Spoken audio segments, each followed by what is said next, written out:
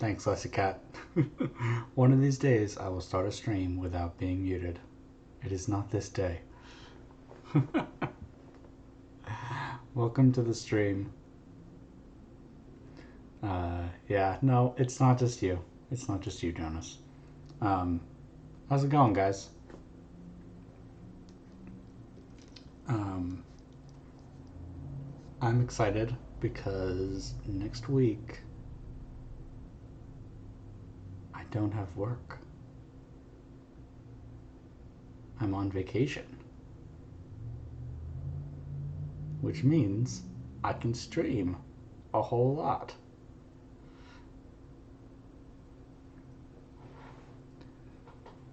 I'm so excited. I'm gonna get so much stuff done. It's gonna be great.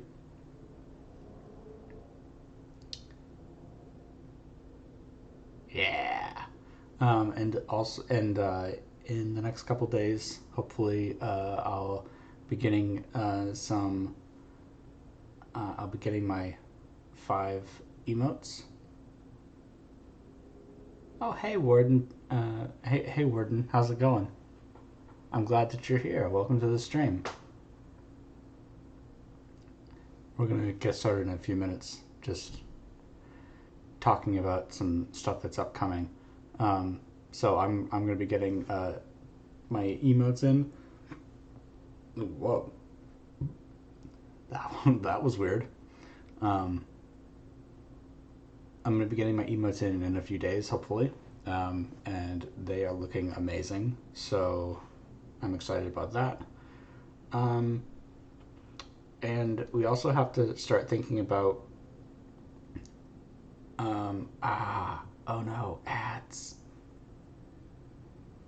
Oh well. We have to start thinking about what we're going to be reading next. So if anybody has any suggestions, or maybe we can like make maybe we should make a stream like reading suggestions. Oh hey, Mirai Tojo, thanks for the follow. Welcome to the library. Maybe we can like make a channel that's dedicated to submissions on the Discord for reading suggestions for the stream.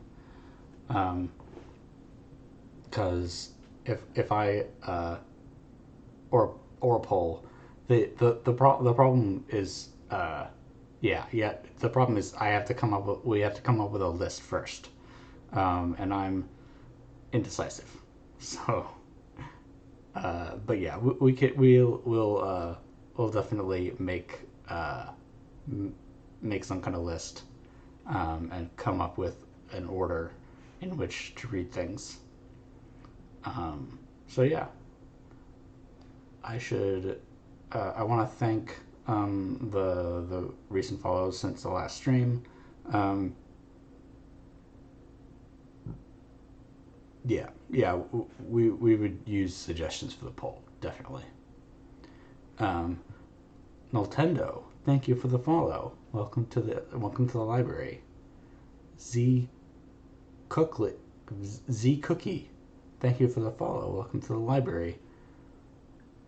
Obi-sama, thank you for the follow and welcome to the library. And we just thanked Mirai Tojo. Thank you to the library. Thank you to the library. Thank you for joining the library. So yeah.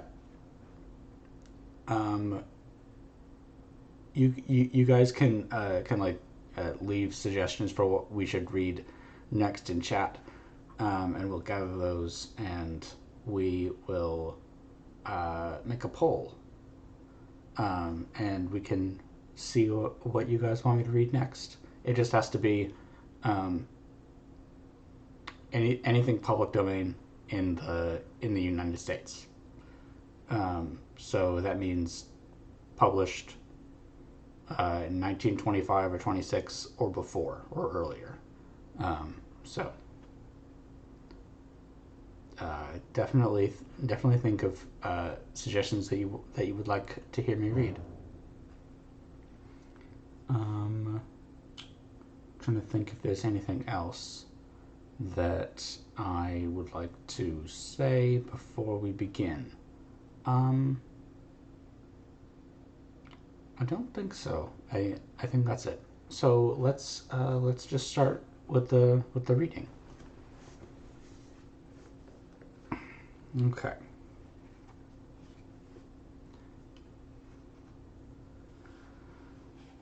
Okay. We are at chapter 16 in Dracula. We have all of our main characters have gotten together and are starting to piece together the puzzle about Dracula, and how he has turned the poor unfortunate I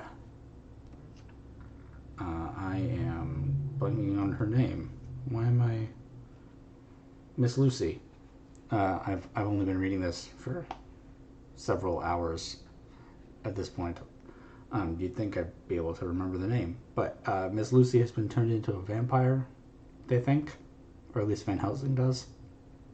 And Van Helsing is trying to convince his compatriots that vampires are real, and he hasn't been very successful yet, but we'll see what happens. So let's begin. Chapter 16. Dr. Stewart's Diary. Continued. I'm sorry about the motorcycle that's driving around outside. He's gone. Okay. It was just a quarter before 12 o'clock when we got into the churchyard over the low wall.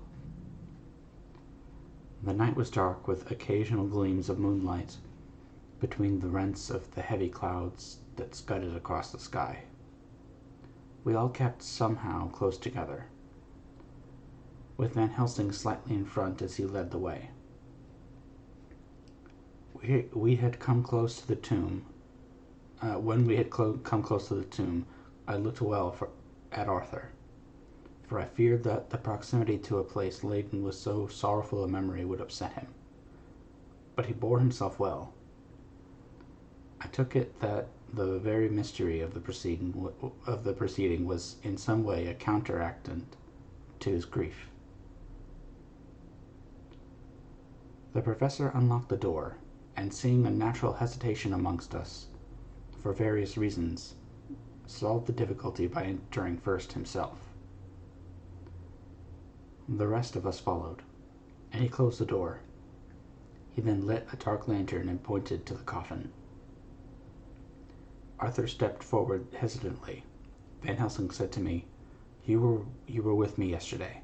Was the body of Miss Lucy in that coffin?" "It was." The professor turned to the rest, saying, You hear, and yet there is no one who does not believe with me." He took his screwdriver and again took off the lid of the coffin. Arthur looked on, very pale, but silent. When the lid was removed, he stepped forward. He evidently did not know that there was a leaden coffin, or at any rate had not thought of it. When he saw the rent in the lead, the blood rushed to his face for an instant, but as quickly fell away again, so that he remained of a ghostly whiteness. He was still silent. Van Helsing forced back with the leaden flange, and we all looked in and recoiled. The coffin was empty. For several minutes no one spoke a word. The silence was broken by Quincy Morris. "Professor, I answered for you. Your word is all I want. I wouldn't ask such a thing ordinarily, I wouldn't so dishonor you as to imply doubt. But this is a mystery that goes beyond any honor or dishonor. Is this your doing? I swear to you by all that I hold sacred that I have not removed nor touched her.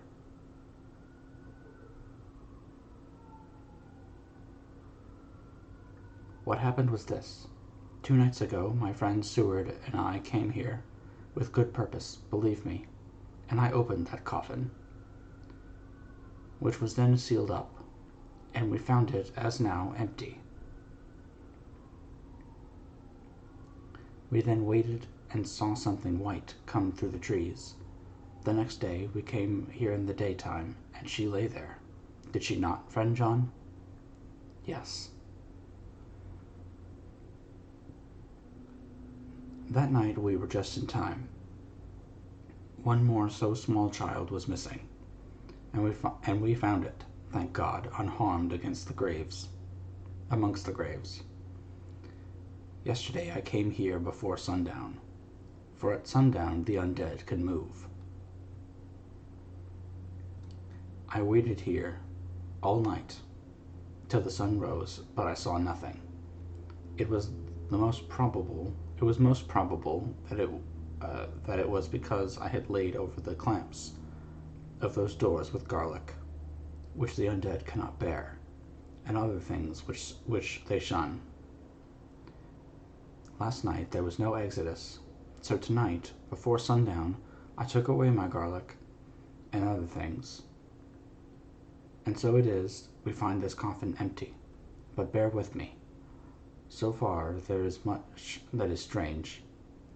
Wait you with me outside, unseen and unheard, and things much stranger are yet to be. So, here he shut the dark slide of his lantern, now to the outside. He opened the door, and we filed out, he coming last and locking the door behind him. Oh, but it seemed fresh and pure in the night air, after the terror of that vault. How sweet it was to see the clouds race by, and the passing gleams of the moonlight between the scuttling clouds, crossing and passing, like the gladness and sorrow of a man's life. How sweet it was to breathe the fresh air, that had no taint of death or decay. How humanizing to see the red lighting of the sky beyond the hill, and to hear far away the muffled roar that marks the life of a great city. Each in his own way was solemn and overcome. Arthur was silent and was, I could see, striving to grasp the purpose and the inner meaning of the mystery. I was myself tolerably patient and half inclined again to throw aside doubt and to accept Van Helsing's conclusions. Quincy Morris was phlegmatic in the way of a man who accepts all things, and accepts them in the spirit of cool bravery, with hazard of all he has to stake. Not being able to smoke, he cut himself a good-sized plug of tobacco and began to chew. As to Van Helsing, he was employed in a definite way.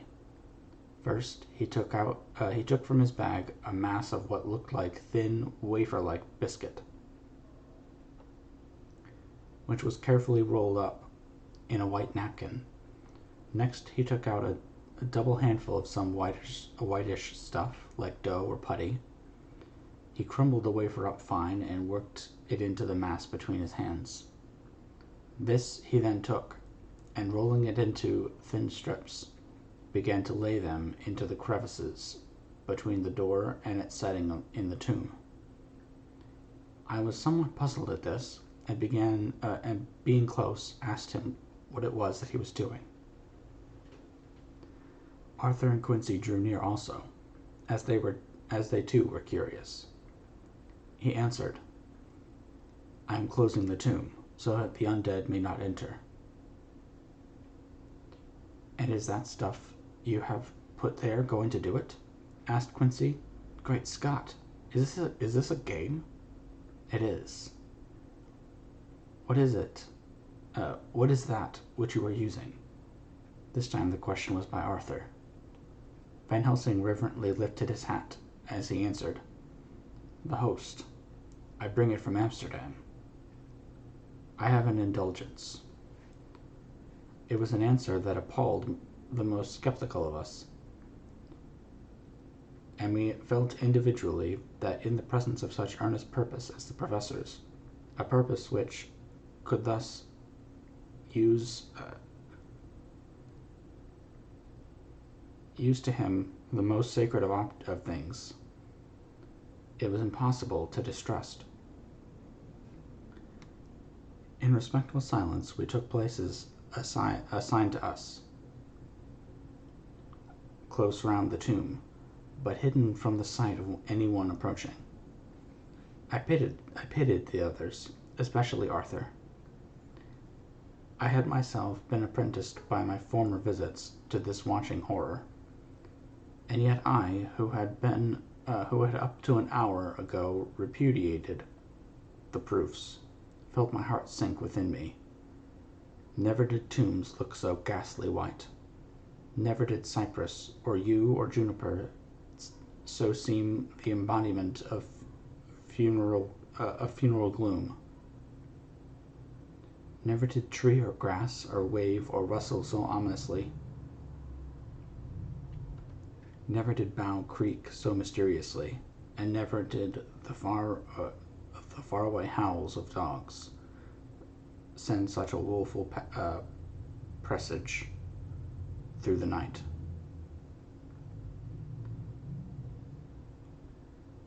There was a long spell of silence, a big, aching void, and then from the professor a keen "Shh."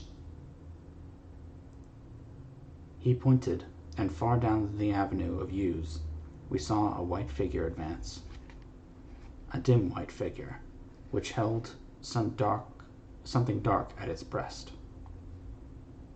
The figure stopped, and at the moment a ray of moonlight fell upon the masses of driving clouds and showed in startling prominence a dark-haired woman, dressed in the cerements of the grave. We could not see the face, for it was bent down over what we saw to be a fair-haired child. There was a pause and a sharp little cry, such as a child gives in sleep, or a dog as it lies between the fire and dreams, before the fire and dreams. We were starting forward, but the professor's warning hand, seen by us as he stood behind a yew tree, kept us back. And then as we looked, the white figure moved forwards again. It was now near enough for us to see clearly, and the moonlight still held. My own heart grew cold as ice, and I could hear the gasp of Arthur as we recognized the features of Lucy Westenra. "Oh, okay. Have a good night, Jonas. Don't worry about it. Go to sleep."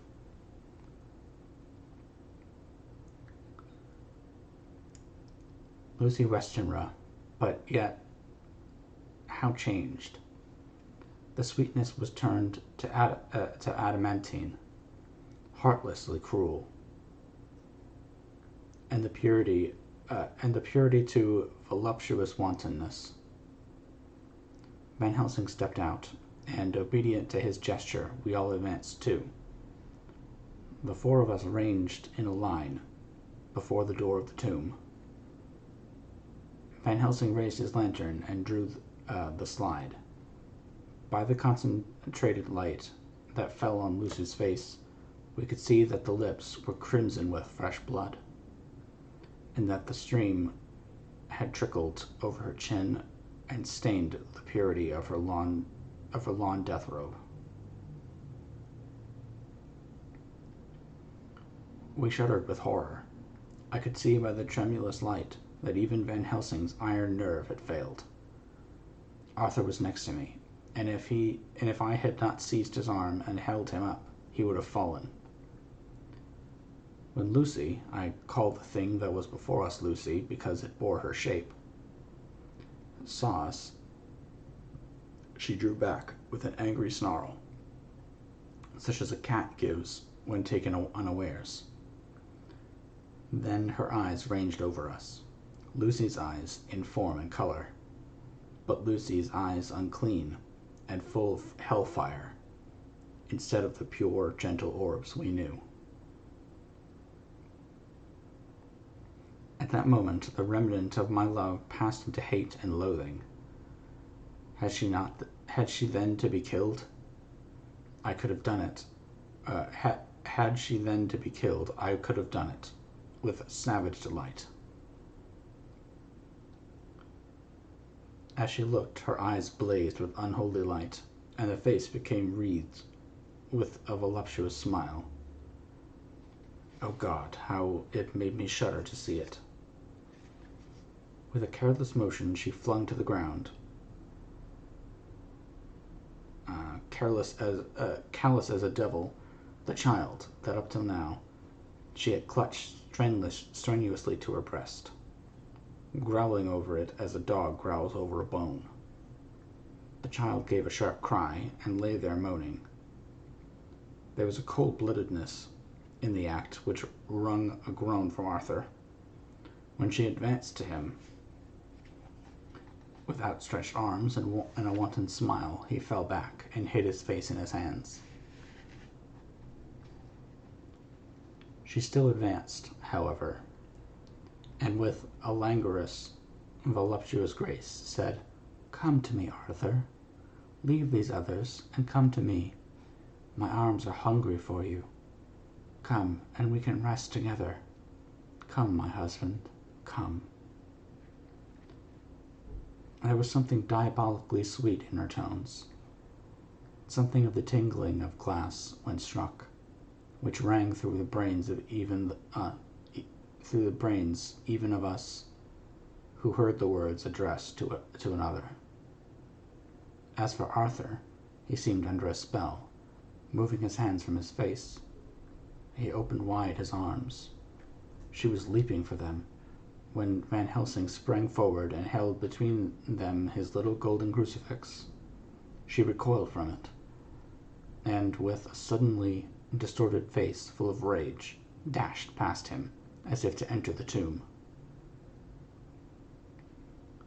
When within a foot or two of the door, however, she stopped, as if arrested by some irresistible force.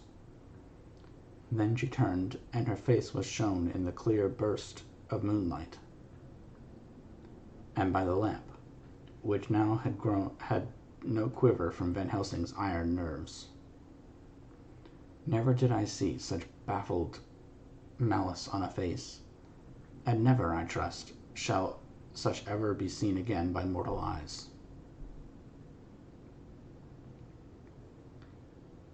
The beautiful color became livid. The eyes seemed to throw out sparks of hellfire. The brows were wrinkled as though the folds of the flesh were the coils of Medusa's snakes, and the lovely blood-stained mouth grew to an open square, as in the passion masks of the Greeks and Japanese.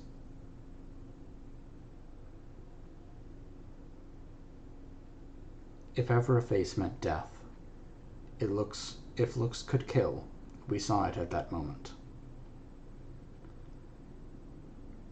And so for full half a minute, which seemed an eternity, she remained between the lifted crucifix and the sacred closing of her means of entry.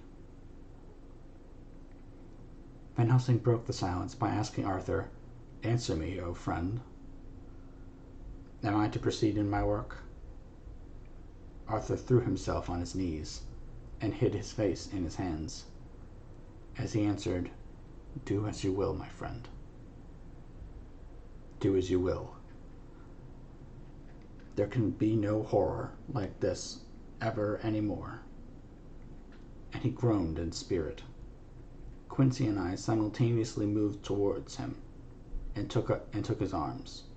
We could hear the click of the closing lantern as Van Helsing held it down. Coming close to the tomb, he began to remove from the chinks some of the sacred emblem which he had placed there. We all looked on in horrified amazement as we saw, when he stood back, the woman, with a corporeal body as real at that moment as our own, pass through the interstice, where scarce a knife blade could have gone. We all felt a glad sense of relief when we saw the professor calmly restoring the strings of putty to the edges of the door. When this was done, he lifted the child and said, "Come now, my friends. We can do no more till tomorrow. There is a funeral at noon, so we shall all come before long after that. The friends of the dead will all be gone by 2, and when the sexton lock the gate, we shall remain. Then there is more to do, but not like this of tonight. As for this little one, he is not much harm, and by tomorrow night he shall be well. We shall leave him where the police will find him, as on the other night, and then go home." Coming close to Arthur, he said, "My friend, you have had a sore trial, but after, when you look back, you will see how it was necessary. You are now in the bitter waters, my child, and by this time tomorrow you will, please God, have passed them, and have drunk the sweet waters, so do not mourn overmuch. Till then I shall not ask you to forgive me." Arthur and Quincy came home with me, and we tried to cheer each other on the way. We left the child in safety and were tired, so we all slept with more or less reality of sleep. 29 September, night. A little before 12 o'clock, we three, Arthur, Quincy Morris, and myself, called for the professor. It was odd to notice that by common consent we had all put on black clothes. Of course, Arthur wore black, for he was in deep mourning, but the rest of us wore it by instinct. We got to the churchyard by 1:30, and strolled about, keeping out of official observation, so that when the gravediggers had completed their task and the sexton, under the belief that everyone had gone, had locked the gate, we had the place all to ourselves. Van Helsing, instead of his little black bag, had with him a long leather one, something like a cricketing bag. It was manifestly of fair weight. When we were alone, and had heard the last of the footsteps die out up the road, we silently, and as if ordered by ordered intention, followed the professor to the tomb. He unlocked the door, and we entered, closing it behind us. He then took from his bag the lantern, which he lit, and also 2 wax candles, which, when lighted, he struck.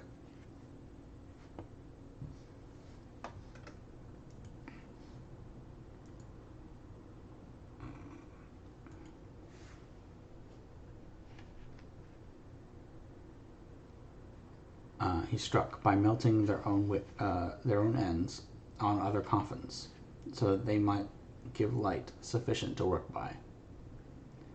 When he again lifted the lid off Lucy's coffin, we all looked, Arthur trembling like an aspen, and saw that the body lay there in all its death beauty. But there was no love in my own heart, nothing but loathing for that foul thing which had taken Lucy's shape, without her soul. I could see even Arthur's face grow hard as he looked. Presently he said to Van Helsing, "Is this really Lucy's body, or only a demon in her shape?"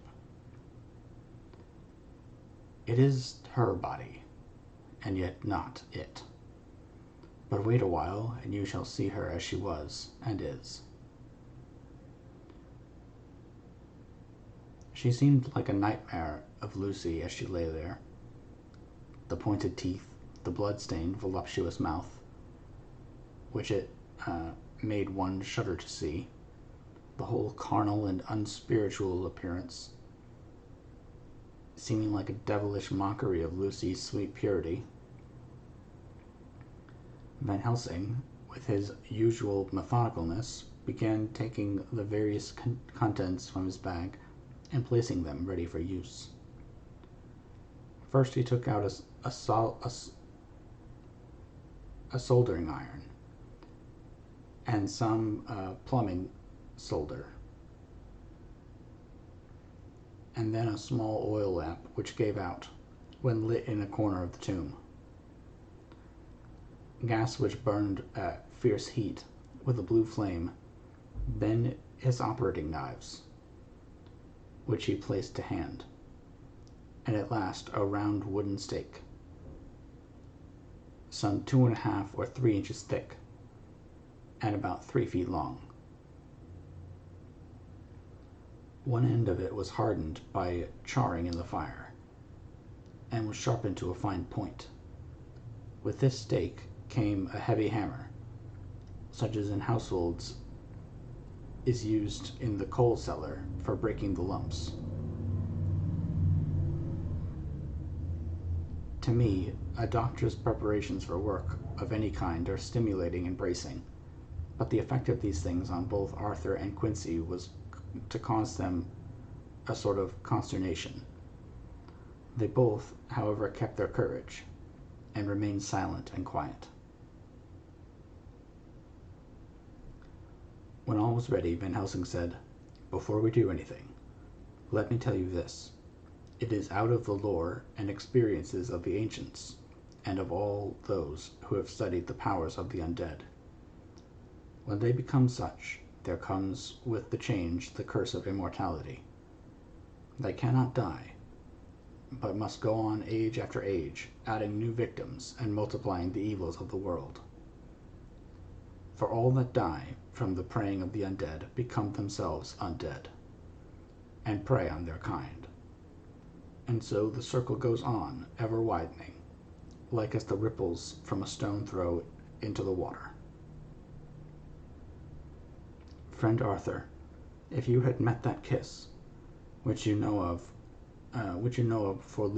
before poor Lucy died, or again last night when you opened your arms to her, you would in time, when you had died, have become Nosferatu, as they call it in Eastern Europe, and would all time make more of those undead that so fill us with horror.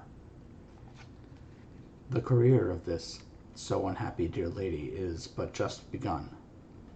Those children whose blood she suck are not as yet so much the worse, but if she live on, undead, more and more they lose their blood, and by her power over them they come to her, and so she draw their blood with that so wicked mouth.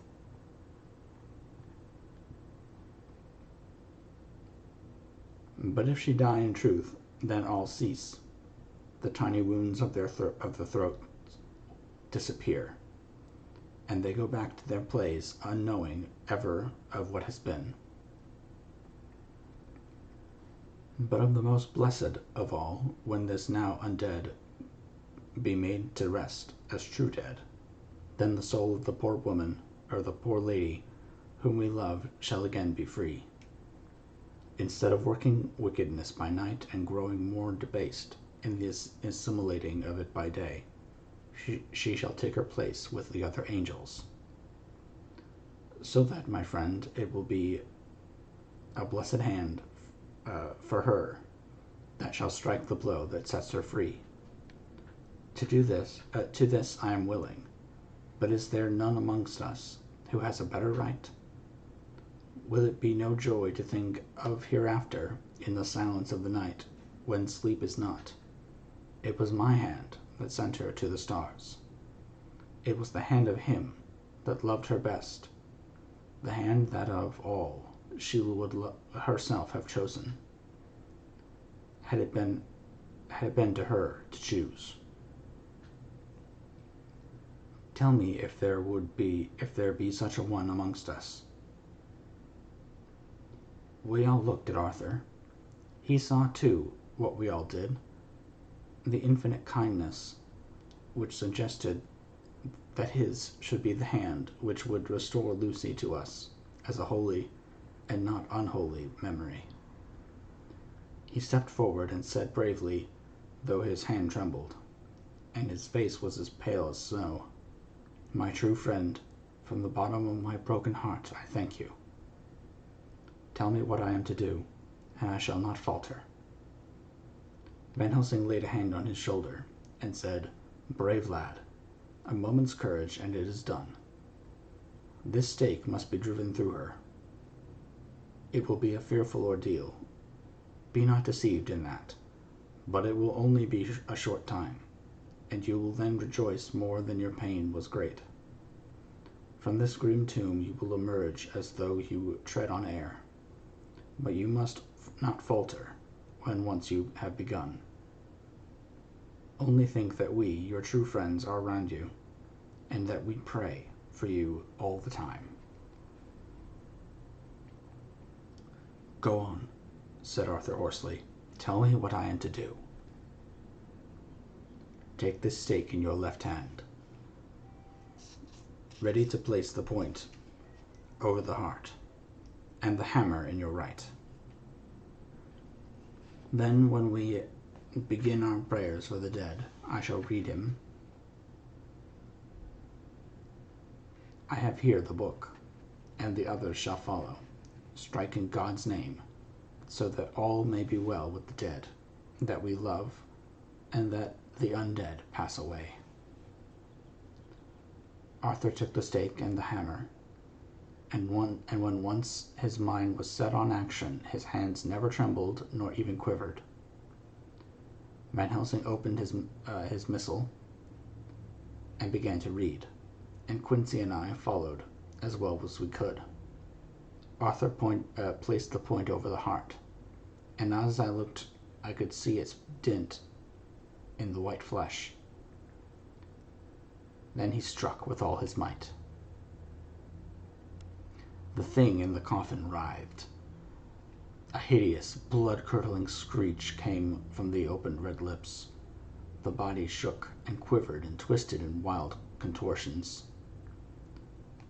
The sharp white teeth champed together till the lips were cut, and the mouth was smeared with a crimson foam. But Arthur never faltered. He looked like the figure of Thor as his untrembling arm rose and fell, driving deeper and deeper the mercy-bearing strike, whilst the blood from the pierced heart welled and spurted up around it. His face was set, and high duty seemed to shine through it. The sight of it gave us courage, so that our voices seemed to ring through the little vault. And then the writhing and quivering of the body became less, and the teeth seemed to champ, and the face to quiver. Finally it lay still. The terrible task was over. The hammer fell from Arthur's hand. He reeled and would have fallen had we not caught him. The great drops of sweat sprang from his forehead, and his breath came in broken gasps. It had indeed been an awful strain on him, and he had not been forced to his task by the more than human considerations and had he not been forced to his task by more than human considerations, he could never have gone through with it. For a few minutes, we were so taken up with him that we did not look towards the coffin. When we did, however, a murmur of startled surprise ran through one to the other of us. We gazed so eagerly that Arthur rose, for he had been seated on the ground, and came and looked too. And then a glad, strange light broke over his face, and dispelled altogether the gloom of horror that laid upon it. There in the coffin lay no longer the foul thing that we had so dreaded and grown to hate, that the work of her destruction was yielded as a privilege to the one best entitled to it, but Lucy, as we had seen her in life, with her face of unequaled sweetness and purity. True that we were there, as we had seen them in life, true that there were there, as we had seen them in life, the traces of care, pain, and waste. But these were all dear to us, for they marked her truth to what we knew. One and all, we felt that the holy calm that lay like sunshine over the wasted face and form was only an earthly token and symbol of the calm that was to reign forever. Van Helsing came and laid his hand on Arthur's shoulder, and said to him, "And now, Arthur, my friend, dear lad, am I not forgiven?" The reaction of the terrible strain came as he took the old man's hand in his, and raising it to his lips, pressed it, and said, "Forgiven. God bless you, that you have given my dear one her soul again, and me peace." He put his hands on the professor's shoulder, and laying his head on his breast, cried for a while silently, whilst we stood unmoving. When he raised his head, Van Helsing said to him, "And now, my child, you may kiss her. Kiss her dead lips, if you will, as she would have you to, if for her to choose. For she is not a grinning devil now, not any more a foul thing for all eternity. No longer she is the devil's undead. She is God's true dead, whose soul is with him." Arthur bent and kissed her, and then we sent him and Quincy out of the tomb. The professor and I sawed the top of the stake, leaving the point of it in the body. Then we cut off the head and filled the mouth with garlic. We soldered up the leaden coffin, screwed on the coffin lid, and gathering up our belongings, came away. When the professor locked the door, he gave the key to Arthur. Outside, the air was sweet, the sun shone, and the birds sang, and it seemed as if all nature were tuned to a different pitch. There was gladness and mirth and peace everywhere, for we were at rest ourselves on one account, and we were glad, though it was a tempered joy.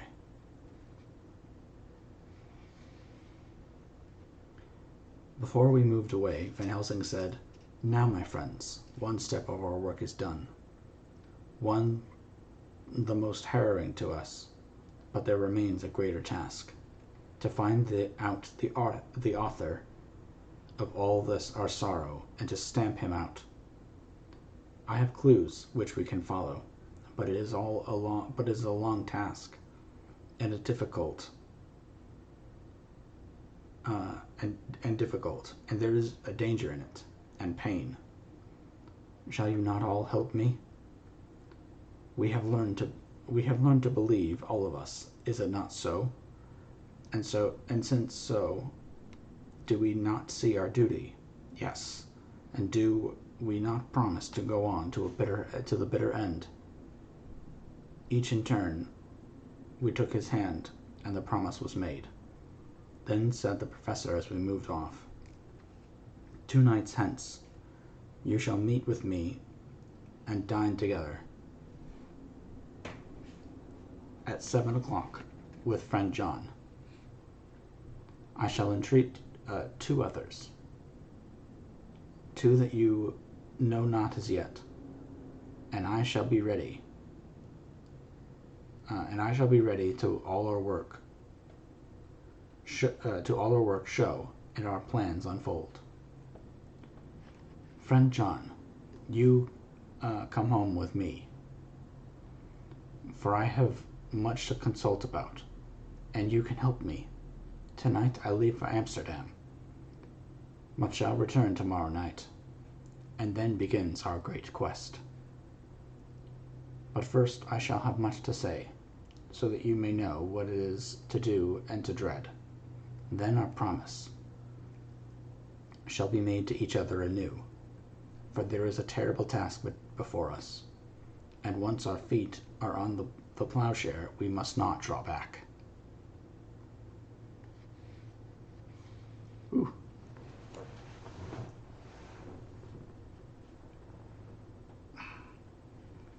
How y'all doing? That was a long chunk.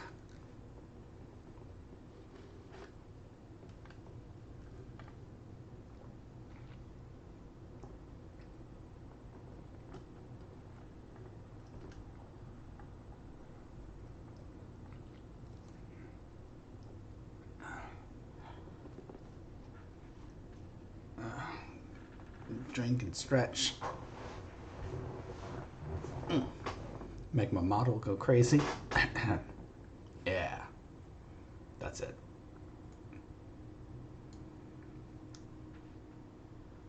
Okay, ready.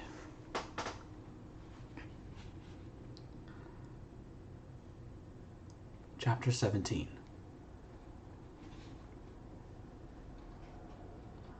Dr. Seward's diary continued. When we arrived at the Berkeley Hotel, Van Helsing found a telegram waiting for him. And coming up by train, Jonathan at Whitby. Important news. Mina Harker.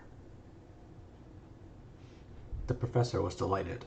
Ah, that wonderful Madame Mina, he said. Pearl among women. She arrived, but I cannot stay. She must go to your house, friend John. You must meet her at the station. Telegraph her en route, so that she may be prepared. When the wire was dispatched, he had a cup of tea. Over it he told me of a diary kept by Jonathan Harker when abroad, and gave me a typewritten copy of it, also of Mrs. Harker's diary at Whitby.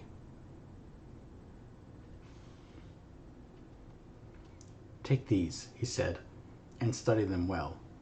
When I have returned, you will be master of all the facts, and we can then better enter on our inquisition. Keep them safe, for there is in them much of a treasure.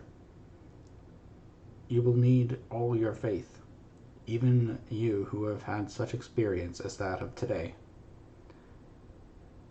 What is here told, he laid his hand heavily and gravely on the packet of papers as he spoke, may be the beginning of the end to you and me and many another, or it may sound the knell of the undead who walk the earth.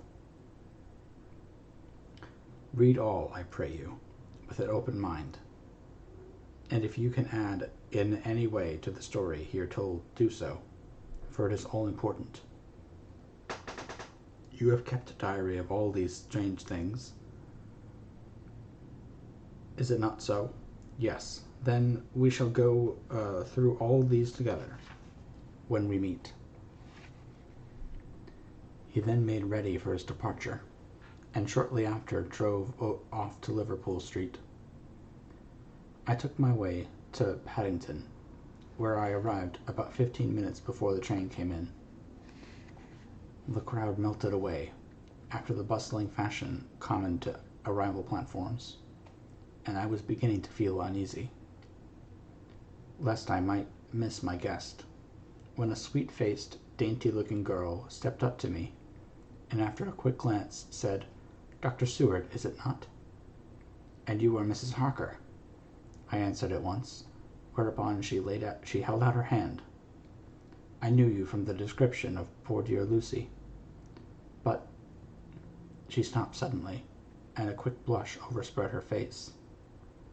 The blush that rose to my own cheeks somehow set us both at ease, for it was a tacit answer to her own.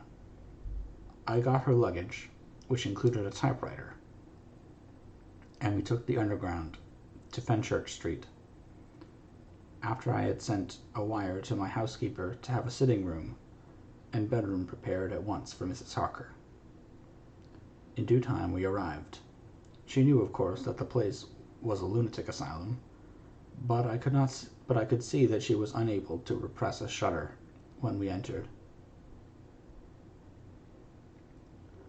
She told me that, if she might, she would come presently to my study, as she had much to say. So here I am finishing my entry in my phonograph diary, whilst I await her. As yet I have not had the chance of looking at the papers which Van Helsing left with me, though they lie open before me. I must get her interested in something, so that I may have an opportunity of reading them. She does not know how precious time is, or what a task we have in hand. I must be careful not to frighten her. Here she is. Mina Harker's Journal, 29 September. After I had tidied myself, I went down to Dr. Seward's study. At the door, I paused a moment, for I thought I heard him talking with someone.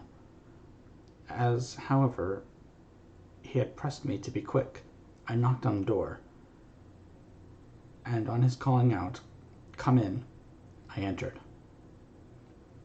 To my intense surprise, there was no one with him. He was quite alone, and on the table opposite him was what I knew at once from the description to be a phonograph. I had never seen one, and was much interested. "I hope that I did not keep you waiting," I said, "but I stayed at the door as I heard you talking, and thought there was someone with you." "Oh," he replied with a smile, "I was only entering my diary." "Your diary?" I asked him with surprise. "Yes," he answered, "I keep it in this." As he spoke, he laid his hand on the phonograph. I felt quite excited over it, and blurted out, "Why, this beats even shorthand. May I hear it say something?" "Certainly," he replied with alacrity, and stood up to put it in train for speaking. Then he paused, and a troubled look spread over his face. "The fact is," he began awkwardly, "I only keep my diary in it, and it is almost entirely, about my cases. It may be awkward, that is, I mean—" He stopped, and I tried to help him out of his embarrassment. "You helped to attend dear Lucy at the end. Let me hear how she died.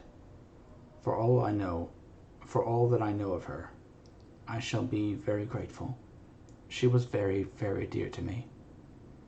To my surprise, he answered with a horror-struck look on his face, "Tell you of her death? Not for the wide world." "Why not?" I asked, for some grave, terrible feeling was coming over me. Again he paused, and I could see that he was trying to invent an excuse. At length he stammered out, "You see, I do not know how to pick up any particular part of the diary." Even while he was speaking, an idea dawned upon him, and he said, with an unconscious simplicity, in a different voice, and with the naivete of a child. That's quite true, upon my honor, honest Indian. I could not but smile, at which he grimaced. I gave myself away that time, he said. But do you know that although I have kept the diary for months past, it never once struck me how I was going to find any particular part of it, in case I wanted to look it up. By this, my mind was made up that the diary of a doctor who attended Lucy might have something to add to the sum of our knowledge of that terrible being, and I said boldly, "Then, Dr. Seward, you had better let me copy it out for you on my typewriter." He grew to a positively deathly pallor as he said, "No, not for all the world. I wouldn't let you know that terrible story." Then it was terrible. My intuition was right. For a moment I thought, and as my eyes ranged the room, unconsciously looking for something or some opportunity to aid me, they lit upon a great batch of typewriting on the table. His eyes caught the look in mine, and without his thinking, followed their direction. As they saw the parcel, he realized my meaning. "You do not know me," I said. "When you have read those papers, my own diary and my husband's also, which I have typed, you will know me better. I have not faltered in giving my own every thought of my own heart in this cause, but of course you do not know me yet, and I must not expect you to trust me so far. He is certainly a man of noble nature. Poor dear Lucy was right about him." He stood up and opened a large drawer, in which were arranged in order a number of hollow cylinders of metal covered with dark wax, and said, "You are quite right. I do not trust you because I did not know you. But I know you now, and let me say that I should have known you long ago. I know that Lucy told you of me. She told me of you, too. May I make the only atonement in my power? Take the cylinders and hear them. The first half dozen of them are personal to me, and they will not horrify you. Then you will know me better. Dinner will by then be ready. In the meantime, I shall read over some of these documents, and shall be better able to understand certain things." He carried the phonograph himself up to my sitting room and adjusted it for me. Now I shall learn something pleasant, I am sure, for it will tell me the other side of a true love episode, of which I know one side already. Dr. Seward's Diary. 29 September. I was so absorbed in that wonderful diary of Jonathan Harker and that other of his wife that I let time run on without thinking. Mrs. Harker was not down when the maid came running to announce dinner, so I said, "She is possibly tired. Let dinner wait an hour." And I went on with my work. I had just finished Mrs. Harker's diary when she came in. She looked sweetly pretty, but very sad, and her eyes were flushed with crying. This somehow moved me much. Of late I have had cause for tears, God knows. But the relief of them was denied me, and now the sight of those sweet eyes, brightened with recent tears, went straight to my heart. So I said as gently as I could, "I greatly fear I have distressed you." "Oh no, not distressed me," she replied, but I have been more touched than I can say by your grief. That is a wonderful machine, but it is cruelly true.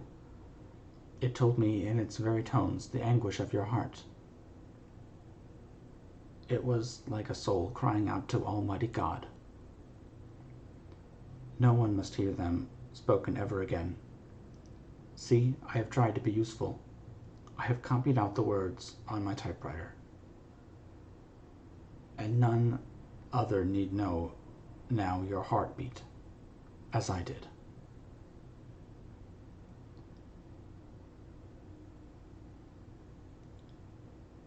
No one need ever know, shall ever know, I said in a low voice.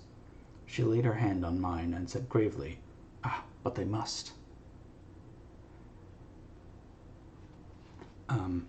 In about 20 seconds, there's going to be a quick ad, so I'm just going to pause there and take a drink, and then we'll get back to the reading after that. Be right back.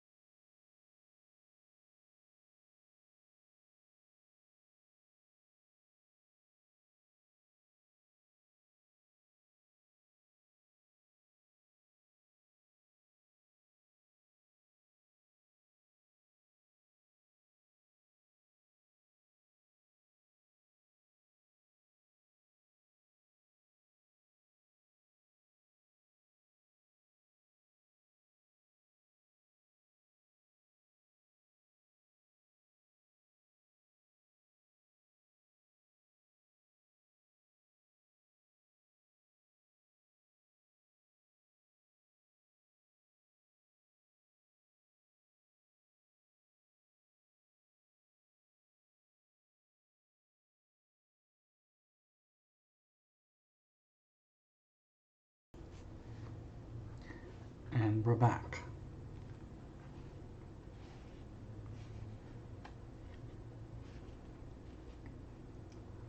But they must. Must? But why? I asked. Because it is a part of the terrible story. A part of poor dear Lucy's death, and all that led to it. Because in the struggle which we have before us to rid the earth of this terrible monster, we must have all the knowledge and all the help which we can get. I think that the cylinders which you gave me contained more than you intended me to know, but I can see that there are in your record many lights to this dark mystery. You will let me help, will you not? I know all up to a certain point, and I see already, though your diary only took me to 7 September, how poor Lucy was beset, and how her terrible doom was being wrought out. Jonathan and I have been working day and night since Professor Van Helsing saw us. He has gone to Whitby to get more information, and he will be here tomorrow to help us. We need have no secrets amongst us. Working together with absolute trust, we can surely be stronger than if some of us were in the dark.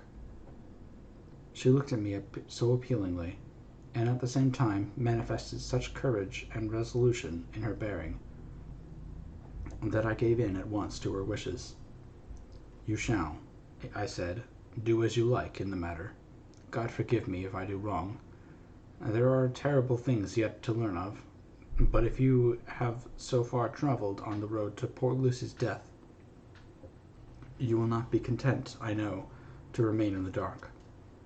Nay, the end, the very end, may give you a gleam of peace. Come, there is dinner. We must keep one another strong for what is before us. We have a cruel and dreadful task. When you have eaten, you shall learn the rest, and I shall answer any questions you ask. If there be anything which you do not understand, though it was apparent to us who were present.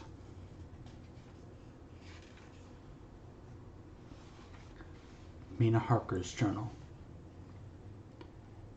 29 September. After dinner, I came with Dr. Seward to his study. He brought back the phonograph from my room, and I took my typewriter. He placed me in a comfortable chair and arranged the phonograph so that I could touch it without getting up, and showed me how to stop it in case I should want to pause. Then he very thoughtfully took a chair with his back to me so that I might be as free as possible, and began to read. I put the forked metal to my ears and listened. When the terrible story of Lucy's death and all that followed was done, I lay back in my chair powerless. Fortunately, I am not of a fainting disposition. When Dr. Seward saw me, he jumped up with a horrified exclamation,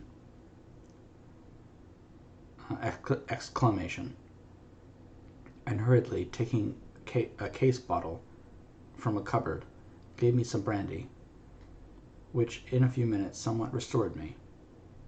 My brain was all in a whirl, and only that there came through all the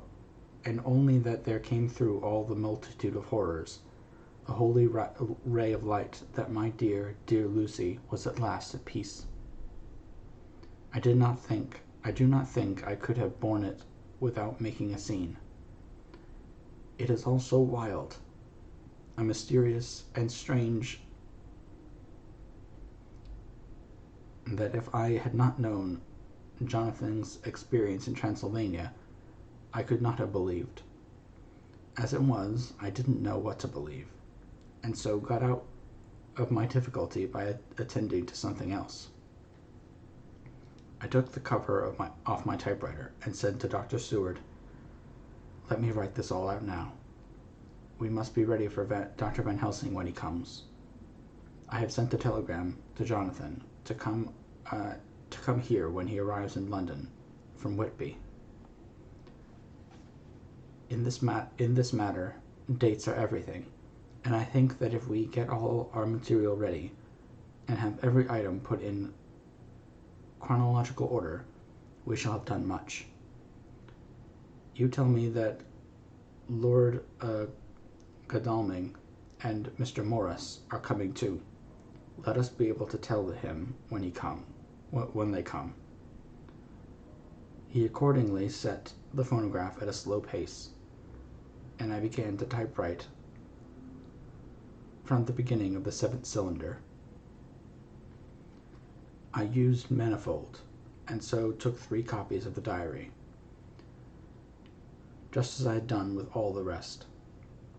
It was late when I got through, but Dr. Seward went about his work of going his round of the patients. When he had finished, he came back and sat near me, reading, so that I did not feel too lonely whilst I worked.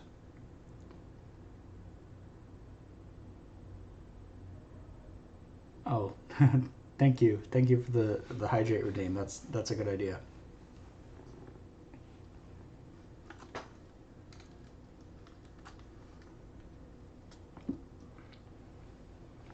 Okay.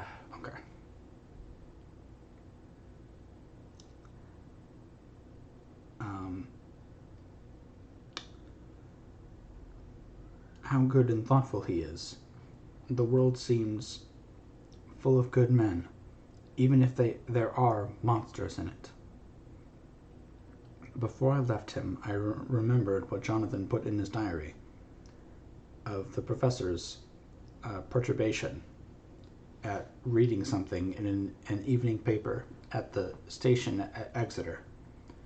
So seeing that Dr. Seward keeps his newspapers, I borrowed the files of the Westminster Gazette and the Pall Mall Gazette. and took them to my room. I remember how much the Daily Graph and the Whitby Gazette, of which I had made clippings, helped us to understand the terrible events at Whitby when Count Dracula landed. So I shall look through the evening's papers since then, and perhaps I shall get some new light. I am not sleepy, and the work will help me to keep me quiet. Dr. Seward's Diary, 30 September.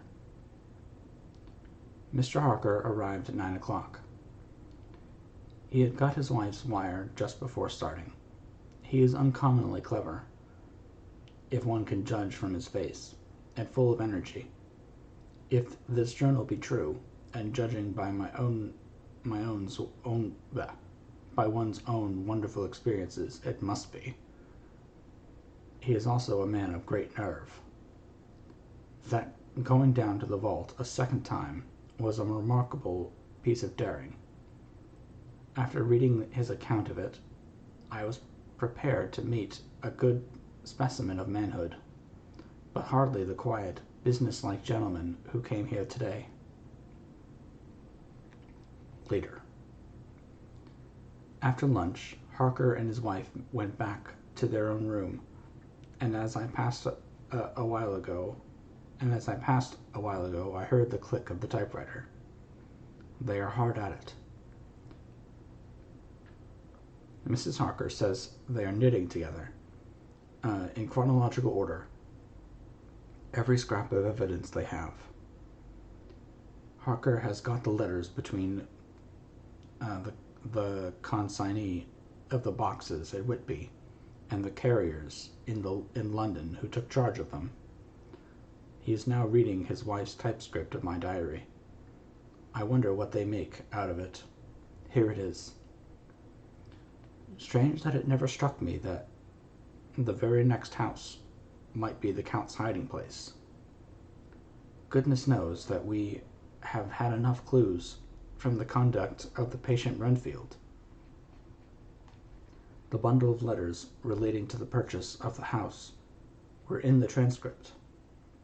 Oh, if we had only had them earlier, we might have saved poor Lucy. Stop. That way madness lies. Harker has gone back, and is again collating his material. He says that by dinner time they will be able to show a well-connected narrative. He thinks that in the meantime I should see Renfield, as hitherto he has been a sort of index to the coming and going of the Count.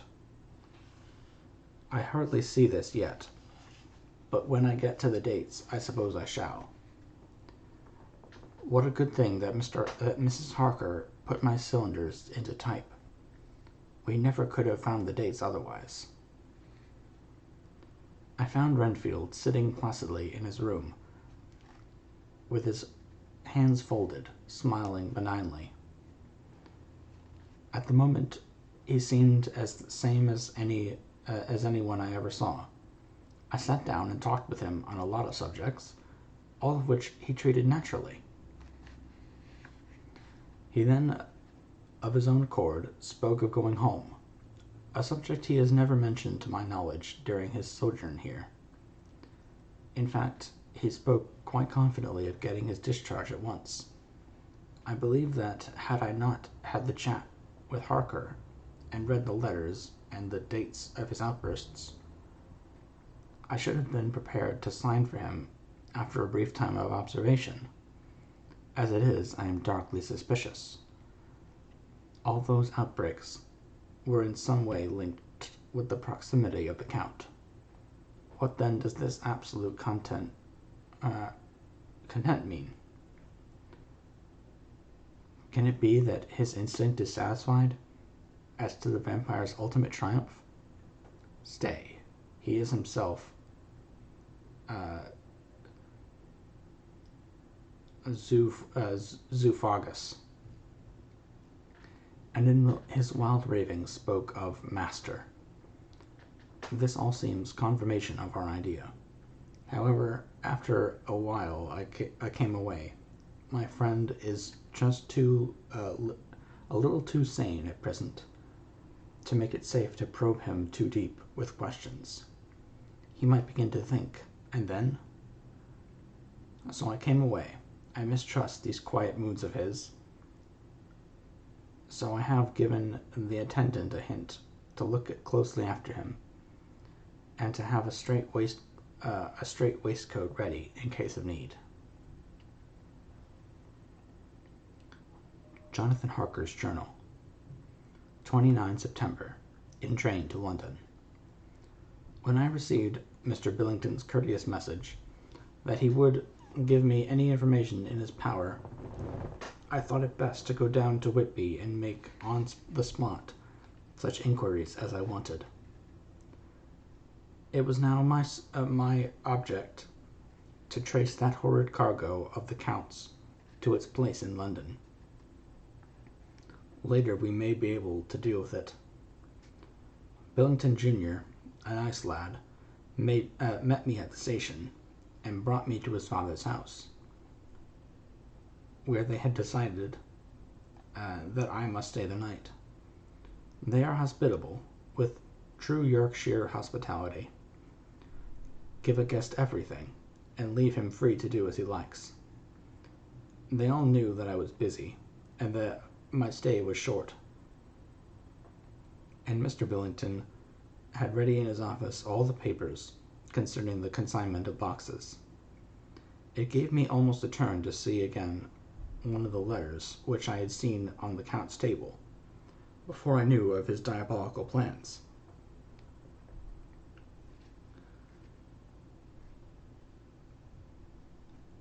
Everything had been carefully thought out, and done systematically with precision. He seemed to have been prepared for every obstacle which might be placed by accident in the way of his intentions and being carried out. To use an Americanism, he had taken no chances, and the absolute accuracy with which his instructions were fulfilled was simply the logical result of his care. I saw the invoice and took note of it. 50 cases of common earth, to be used for experimental purposes. Also the copy of letter to Carter, Paterson, and their reply. Of both of these I got copies. This was all the information Mr. Billington could give me. So I went down to the port and saw the coast guards, the customs officers, and the harbor master. They had all something to say of the strange entry of the ship, which is already taking its place in local tradition. But no one could add to the simple description, 50 cases of common earth. I then saw the station master, who kindly put me in communication with the men who had actually received the boxes. Their tally was exact with the list, and they had nothing to add except that the boxes were main and mortal heavy, and that shifting them was dry work. One of them added that it was hard lines, that there wasn't any gentleman such like as yourself, Squire, to show some sort of appreciation of their efforts in a liquid form. Another put in a rider that the thirst that then generated was such that even the time which had elapsed had not completely allayed it. Needless to add, I took care before leaving to lift forever and adequately this source of reproach. 30 September. The station master was good enough to give me a line to his old companion, the station master at King's Cross, so that when I arrived there in the morning, I was able to ask him about the arrival of the boxes. He too put me at once in communication with the proper officials, and I saw that their tally was correct with the original invoice. The opportunities of acquiring an abnormal thirst had been here limited. A noble use of them had, however, been made, and I was compelled to deal with the result in an ex post facto manner. From thence I went on to Carter, Peterson's central office, where I met with the utmost courtesy. They looked up the transaction in their daybook and letterbook, and at once telephoned to their King's Cross office for more details. By good fortune, the men who did the teaming were waiting for work, and the official at once sent for them, sending also by one of them the waybill and all the papers connected with the delivery of the boxes at Carfax. Here again I found the tally agreeing exactly. The carrier's men were able to supplement the paucity of the written words with a few details. These were, I shortly found, connected almost solely with the dusty nature of the job, and of the consequent thirst engendered in the operators. On my affording an opportunity, through the medium of the currency of the realm, of the allaying at a later period this beneficial evil, one of the men remarked, "That 'ere house, governor, is the rummiest I ever was in. Blimey, but it ain't been touched since 100 years. There was dust that thick in the place that you might have slept on it without hurting of any of your bones. And the place was that neglected that that you might have smelled old Jerusalem in it. But the old chapel, that took the cake, it did. Me and my mate, we thought we would never get out quick enough. Lord,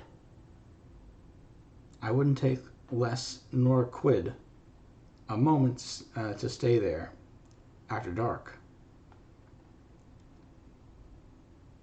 Having been in the house, I could well believe him, but if he knew what I know, he would, I think, have raised his terms. Of one thing I am now satisfied, that all the boxes which arrived at Whitby from Varna in the Demeter were safely deposited in the old chapel at Carfax. There should be 50 of them there, unless any have since been removed, as from Dr. Seward's diary, I fear.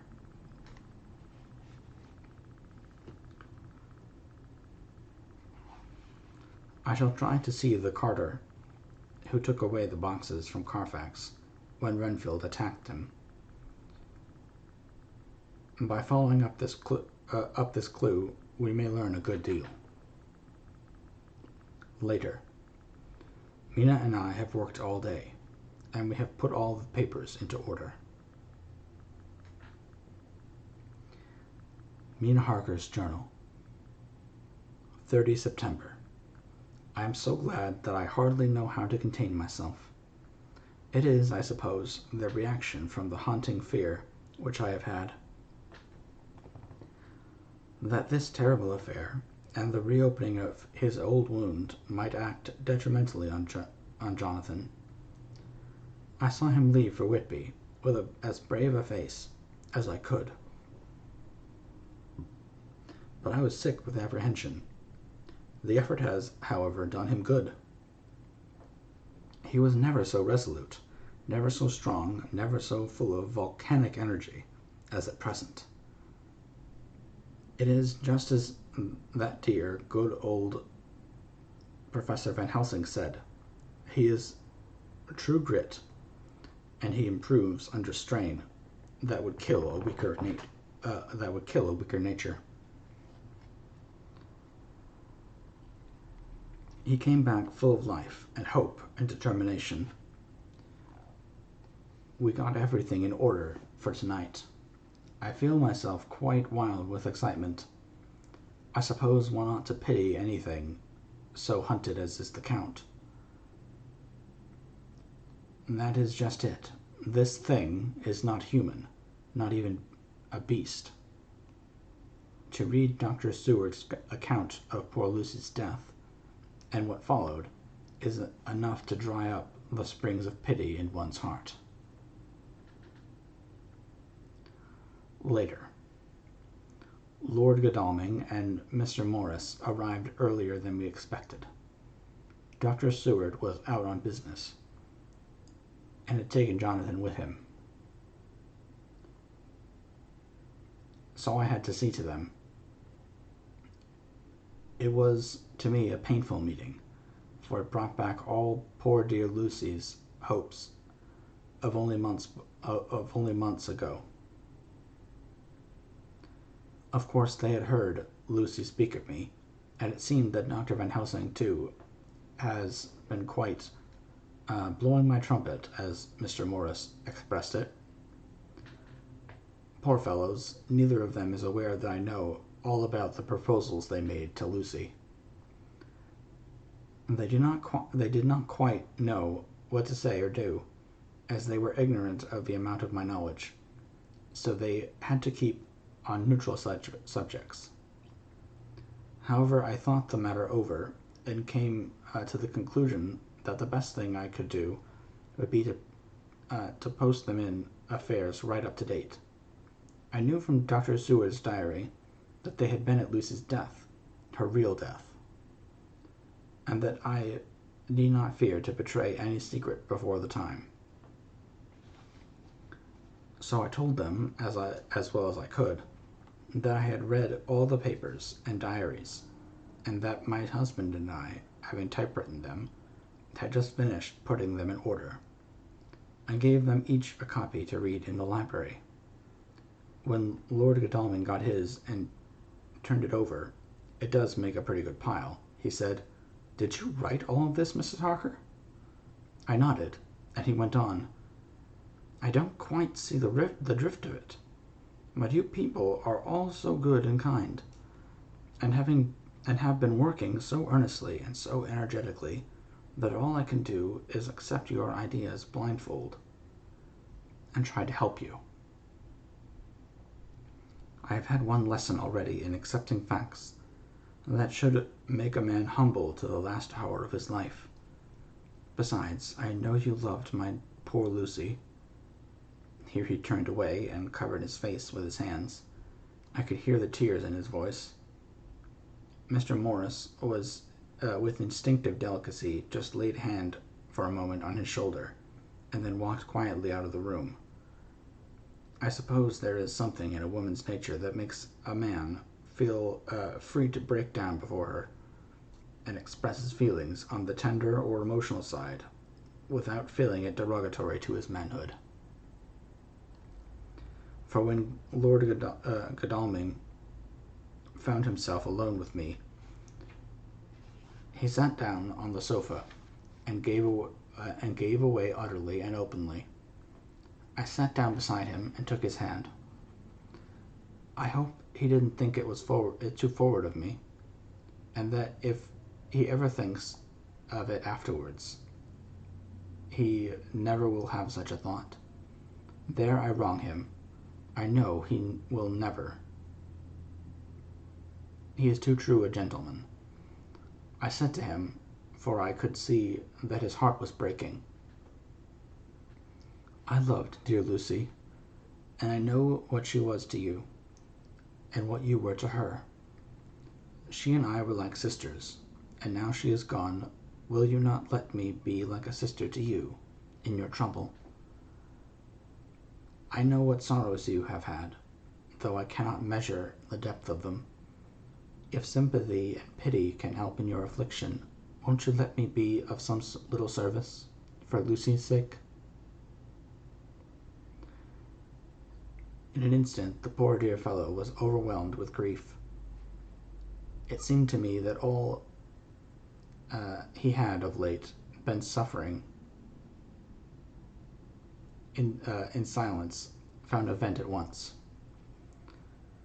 He grew quite hysterical, and raising his open hands, beat his palms together in a perfect agony of grief. He stood up and then sat down again, and the tears rained down his cheeks. I felt an infinite pity for him, and opened my arms unthinkingly. With a sob he laid his head on my shoulder and cried like a wearied child, whilst he shook with emotion. We women have something of the mother in us that makes us rise above smaller matters when the mother spirit is invoked.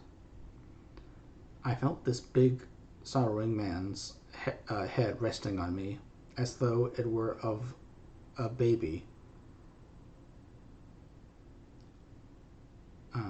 as though it were that of the baby that may someday lie on my bosom, and I stroked his hair as though he were my own child.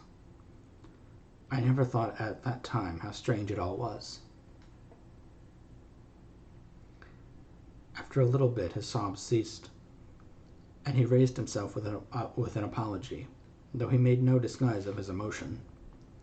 He told me that for days and nights past, weary days and sleepless nights, he had been unable to speak with anyone, as a man must speak in his time of sorrow.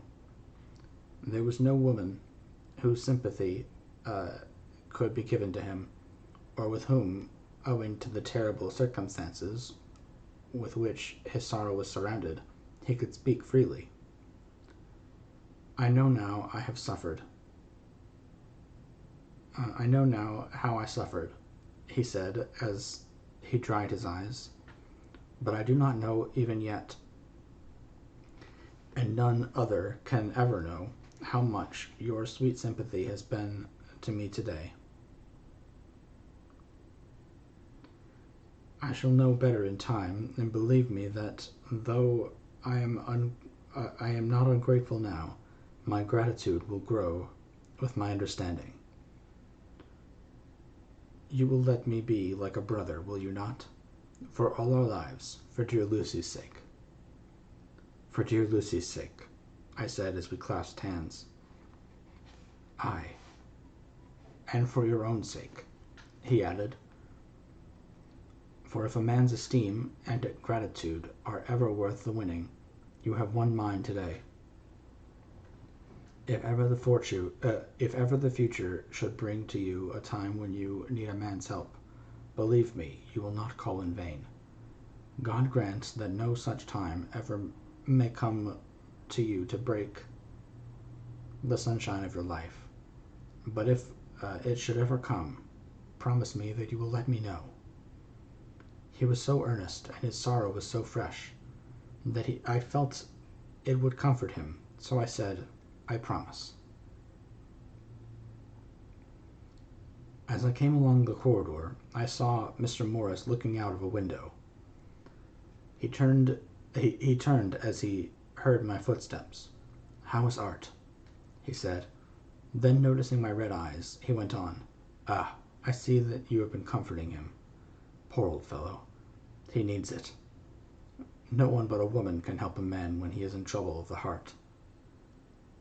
And he had no one to comfort him. He bore his own trouble so bravely that my heart bled for him. I saw the manuscript in his hands, and I knew that when he read it, he would realize how much I knew. So I said to him, I wish I could comfort all who suffer from the heart. Will you let me be your friend? And will you come to me for a comfort if you need it? You will know later on why I speak. He saw that I was in earnest, and stooping, took my hand, and raising it to his lips, kissed it. It seemed but poor comfort to be so brave, to so brave and an unselfish soul. And impulsively I bent over and kissed him, The tears rose in his eyes, and there was a momentary choking in his throat. He said quite calmly, "Little girl, you will never regret that true-hearted kindness, so long as you ever live." Then he went into the study to his friend. Little girl, the very words he had used to Lucy, and oh, but he proved himself a friend.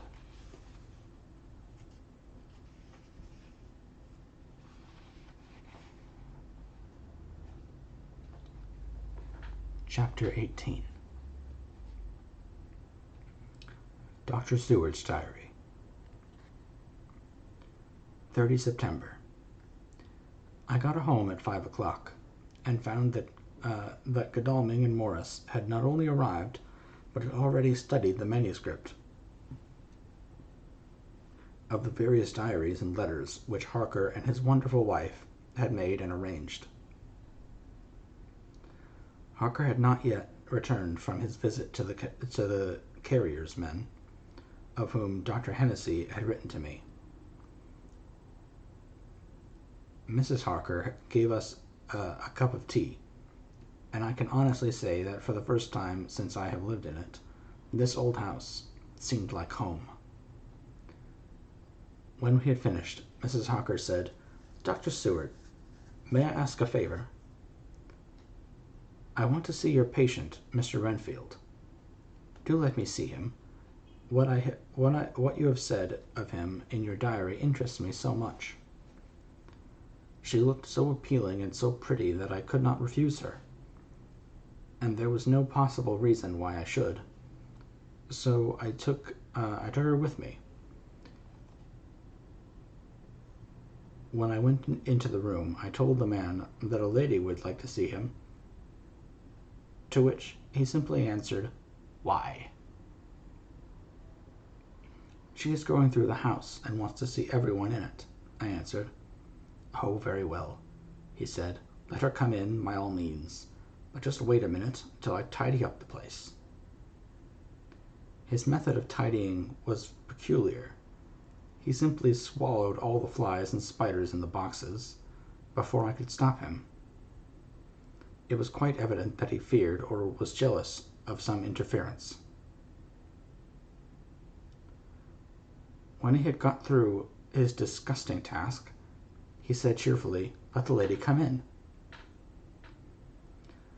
and sat down on the edge of his bed with his head down, but with his eyelids raised, so that he could see her as she entered. For a moment I thought he might have some homicidal intent.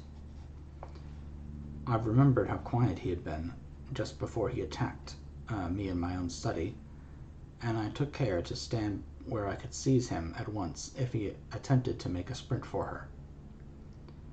She came into the room with an easy gracefulness which would at once command the respect of any lunatic, for easiness is one of the qualities mad people most respect.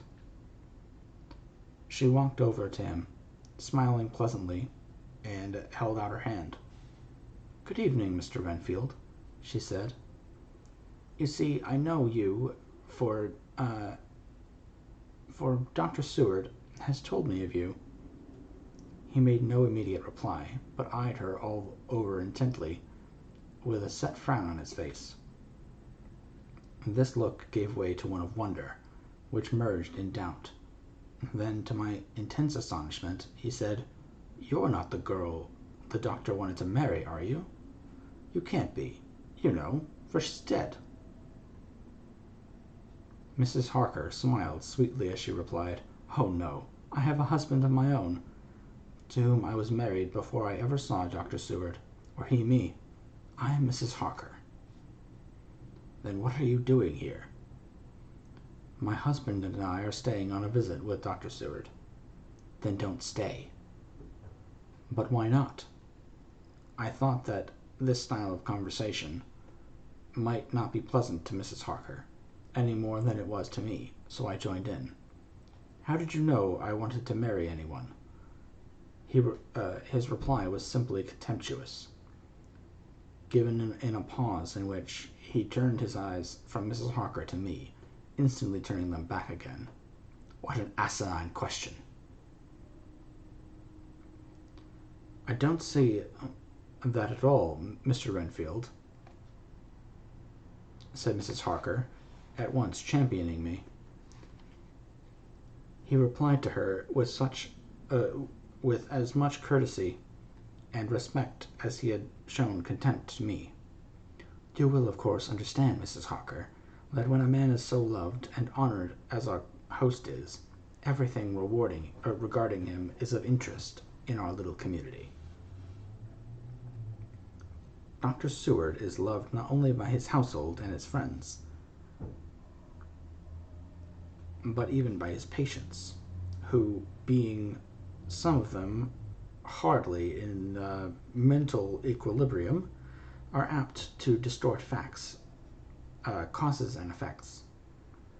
Since I myself have been an inmate of a lunatic asylum, I cannot but notice that the sophistic tendencies of some of its inmates lean towards the errors of non causa and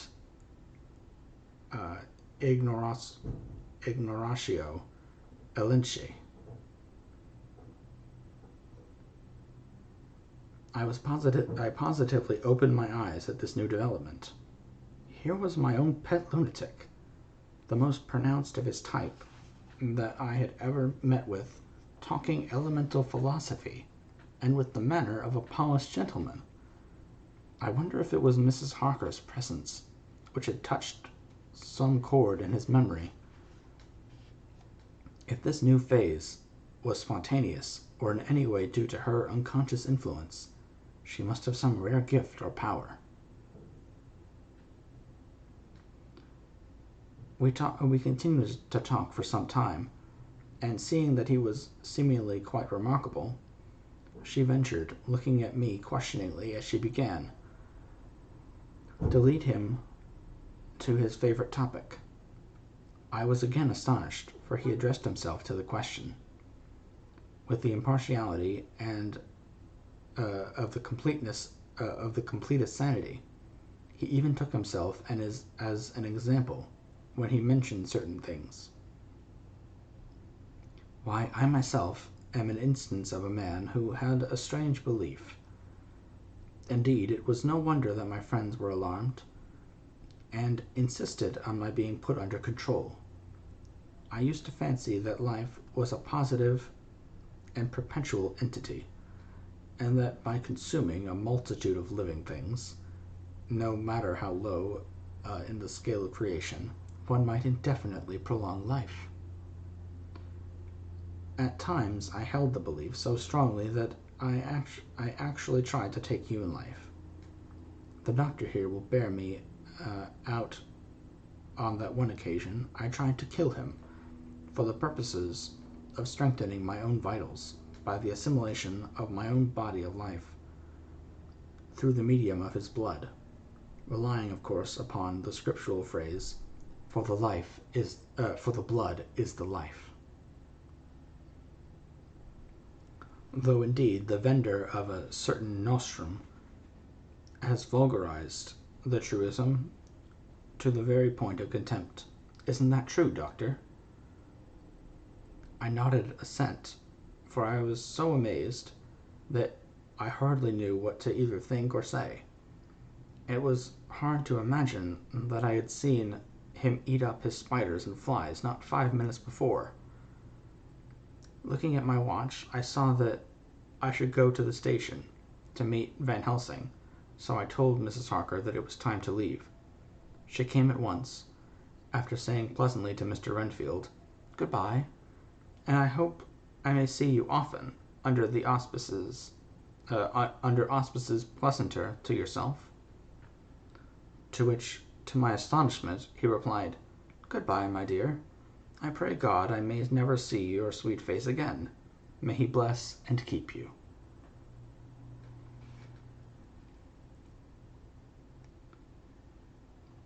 When I went to the station to meet Van Helsing, I left the boys behind me. Poor Art seemed more cheerful than he was before since Lucy first took ill, and Quincy is more like his old bright self than he has been for many a long day. Van Helsing stepped from the carriage with the eager nimbleness of a boy. He saw me at once and rushed up to me, saying, "Ah, friend John, how goes all? Well, I have been busy, for I come here to stay if need be. All affairs are settled with me, and I have much to tell. Madam Mina is with you, yes, and her so fine husband, and Arthur and my friend Quincy, they are with you too. Good." As I drove to the house, I told him of what had passed, and of how my own diary had come to be of some use through Mrs. Harker's suggestion, at which the professor interrupted me. "Ah, that wonderful Madam Mina, she has man's brain, a brain that a man should have where he's much gifted, and a woman's heart. The good God fashioned her for a purpose, believe me, when he made that so good combination. Friend John, up to now, fortune has made that woman of help to us. After tonight, she must not have to do with this so horrible affair. It is not good that she run a risk so great. We men are determined, nay, are we not pledged, to destroy this monster? But it is no part for a woman. Even if she be not harmed, her heart may fail her in so much and so many horrors, and hereafter she may suffer, both in waking from her nerves, and in sleep from her dreams. And besides, she is a young woman, and not so long married. There may be other things to think of sometime, if not now. You tell me, she has wrote all. Then she must consult with us, but tomorrow she say goodbye to this work, and we go alone."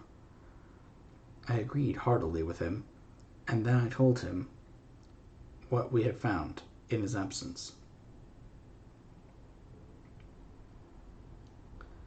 That the house which Dracula had bought was the very next one to my own. He was amazed, and had a great concern seemed to come over him.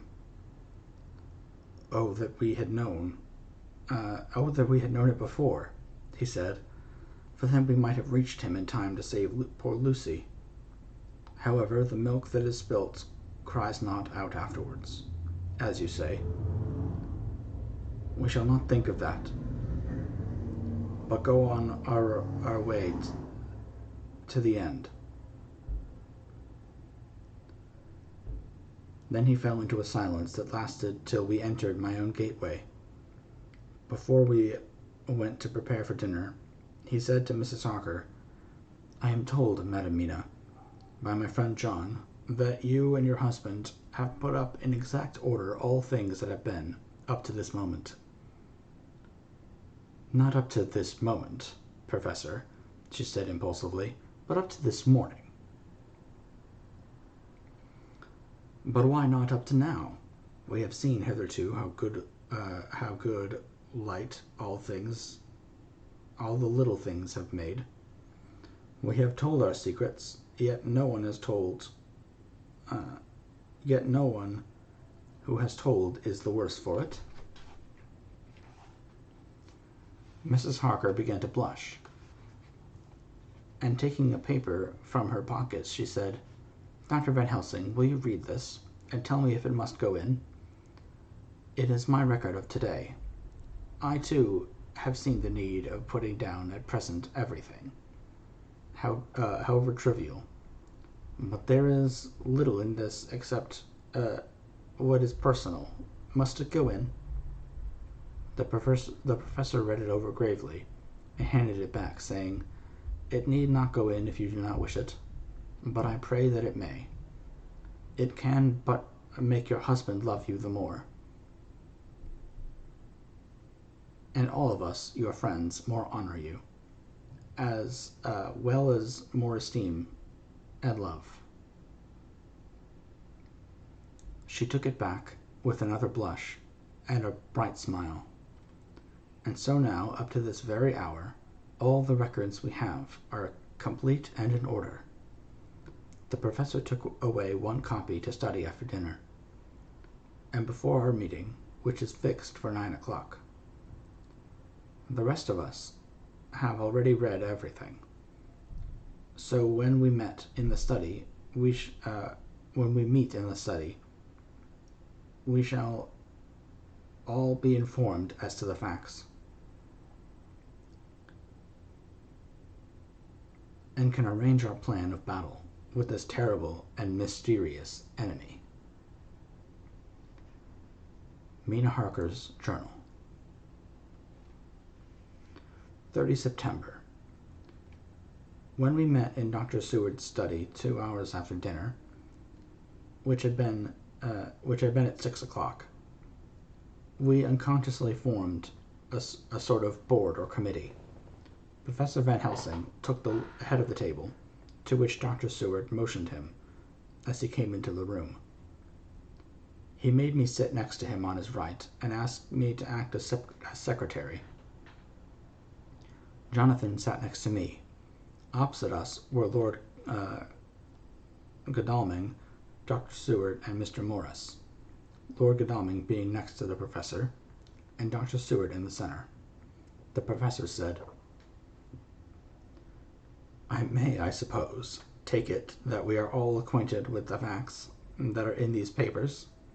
We all expressed assent, and he went on. "Then it were, I think, good that I tell you something of the kind of enemy with which we have to deal. I think I shall then make known to you something of the history of this man, which has been ascertained for me. So we then can discuss how we shall act, and can take our measure according. There are such beings as vampires. Some of us have evidence that they exist. Even had we not the proof of our own unhappy experience, the teachings and the records of the past give proof enough for sane peoples. I admit that at the first I was skeptic. For were it not through long years I have trained myself to keep an open mind, I could not have believed until such a time as the fact thunder on my ear. See, I prove. Alas, had I known at first what now I know, nay, had I ever guessed at him, one so precious life had been spared to many of us who did love her. But that is gone, and we must so work that other poor souls perish not, whilst we can save. The Nosferatu do not die like the bee when he sting only once. He is only stronger, and being stronger, have yet more power to work evil. This vampire, which is amongst us, is of himself so strong in person as 20 men. He is of cunning more than mortal, for his cunning be the growth of ages. He have still the aids of necromancy, which is, as his etymology imply, the divination of the dead. And all the dead that he can come nigh to are for him at command. He is a brute, and more than brute, he is a devil in callous, and the heart of him is not. He can, without limitations, appear at will, when and where, and in any of the forms that are to him. He can, within his range direct the elements, the storm, the fog, the thunder. He can command the meaner things, the rat and the owl and the bat, the moth and the fox and the wolf. He can grow and become small. He can at times vanish and come unknown.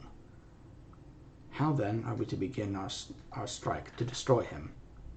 How shall we find his where?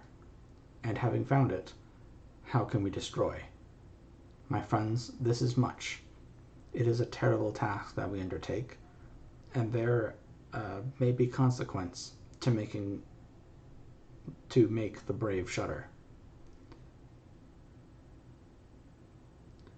For if we fail in this our fight, he must surely win.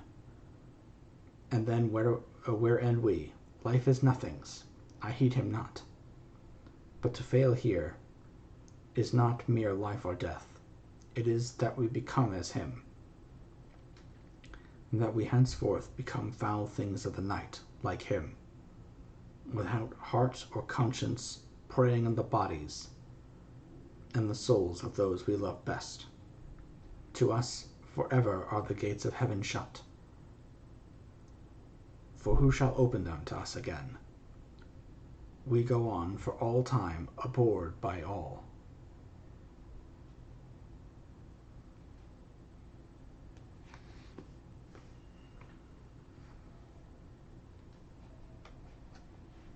A blot on the face of God's sunshine, an arrow in the side of him who died for man.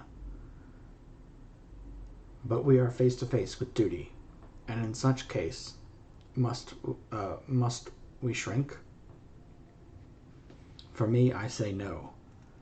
But then I am old, and life, with its sunshine, its fair places, his song of birds, his music, and his love, lie far behind. You others are young. Some have seen sorrow, but there are fair days yet in store. What say you? Whilst he was speaking, Jonathan had taken my hand. I feared, oh so much, that the appalling nature of our danger was overcoming him when I saw his hand reach out. But it was life to me to feel his touch, so strong, so self-reliant, so resolute. A brave man's hand can speak for itself. It does not even need a woman's love to hear its music. When the professor had done speaking, my husband looked into my eyes, and I in his. There was no need for speaking between us. I answer for Mina and myself, he said. Count me in, Professor, said Mr. Quincy Morris, laconically as usual. I am with you, said Lord Godalming, for Lucy's sake, if for no other reason. Dr. Seward nodded simply. The professor looked up, and after laying his golden crucifix on the table, held out his hand on either side. I took his right hand, and Lord Godalming his left. Jonathan held my right with his left and stretched across to Mr. Morris. So we all took hands. Our solemn compact was made. I felt my heart icy cold, but it did not even occur to me to draw back. We resumed our places, and Dr. Van Helsing went on with a sort of cheerfulness which showed the serious work had begun. It was to be taken as gravely and in as businesslike a way as any other transaction of life. Well, you know what we have to contend against, but we too are not without strength. We have on our side power of combination, a power denied to the vampire kind. We have the sources of science. We are free to act and think, and the hours of the day and the night are ours equally. In fact, so far as our powers extend, they are unfettered. We are free to use them. We have self-devotion in cause. and an end to achieve, which is not a selfish one. These things are such. These things are much. Now let us see how far the general powers arrayed against us are restrict, and how the individual cannot. In fine, let us consider the limitations of the vampire in general, and of this one in particular. All we have to go on are traditions and superstitions. These do not at first appear much, when the matter is one of life and death, nay, of more than than either life or death. Yet we must be satisfied, in the first place, because we have to be. No other means is at our control. And secondly, because, after all, these things, tradition and superstition, are everything. Does not the belief in vampires rest for others, though not at last for us, on them?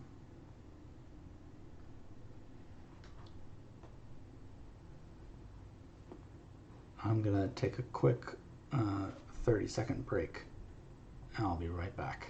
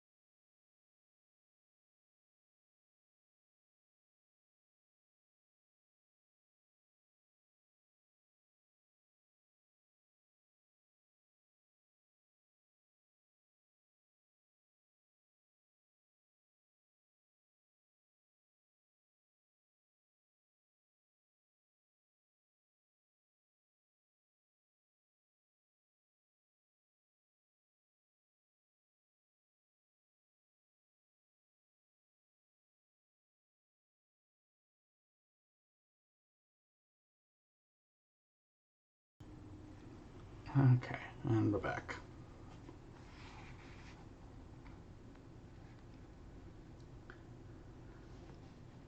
A year ago, which of us would have received such a possibility in the midst of our scientific, skeptical, matter-of-fact 19th century? We even scouted a belief that we saw justified under our very eyes.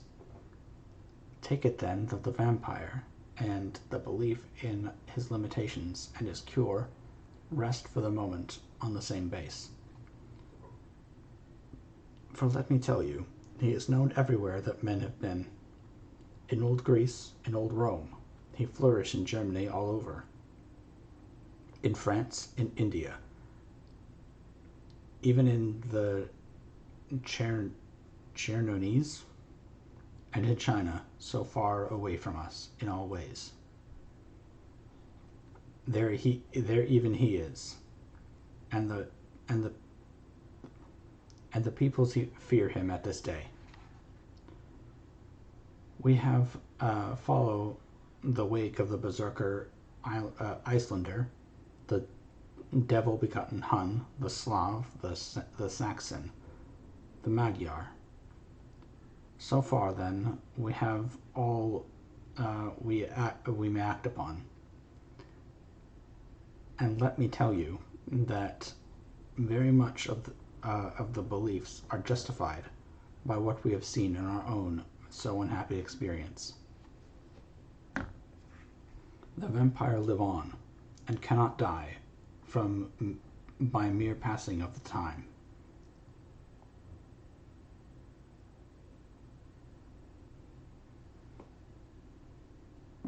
He can flourish when that he can flatten that he can fatten on the blood of the living. Evermore, we have seen amongst us that he can grow, that he can even grow younger, and that his vital faculties grow strenuous and seem as though they refresh themselves when his special pabulum is plenty. But he cannot flourish without his diet. He eat not as others. Even friend Jonathan, who lived with him for weeks, did never see him to eat, never. Hi, librarian keeper. Welcome to the stream. Glad you could drop by.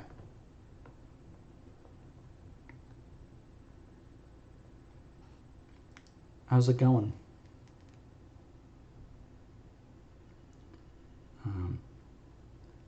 He throws no shadow. He make in the mirror no reflection, as again Jonathan observed. He has the strength of many of his hand. Witness again Jonathan when he shut the door against the wolves, and when he helped him with the diligence too, and when he helped him from the diligence too. He can transform himself to wolf, as we gather from the ship arrival in Whitby. And when he tear open the dog,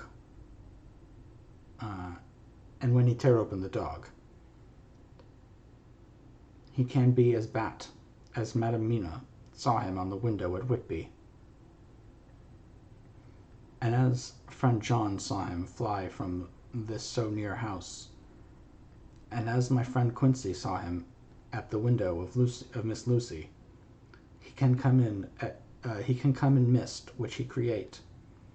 That noble ship's captain proved him of this.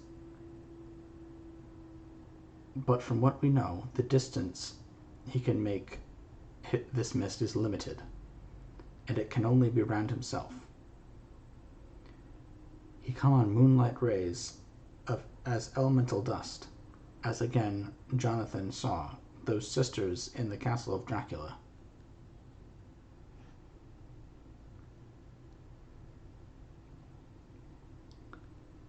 He becomes so small, we ourselves saw Miss Lucy ere she was at peace,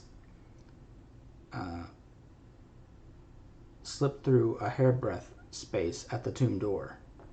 He can, when once he find his way, come out from anything or into anything, no matter how close it be, bound or even fused up with fire. Solder, as you called it. He can see in the dark, no small power this in a world which is half shut from the light. But hear me through. He can do all these things, yet he is not free. Nay, he is even more a prisoner than the slave of the galley, than the madman in his cell. He cannot go where he lists. He who is not of nature has to obey some of nature's laws. Why, we know not.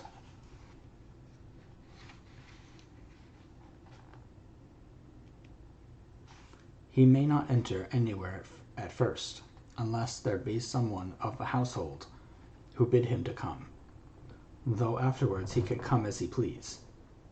His power ceases, and as does that of all evil things, at the coming of the day. Only at certain times can he have limited freedom, if he be not at the place whither he is bound. He can only change himself at noon, or at exact sunrise or sunset. These things we are told, and in this record of ours we have proof by inference. Thus, whereas he can do as he will within his limit, when he have his earth home, his coffin home, his hell home, the place unhallowed, as we saw when he went to the grave of the suicide at Whitby, Still at other time, he can only change when the time come.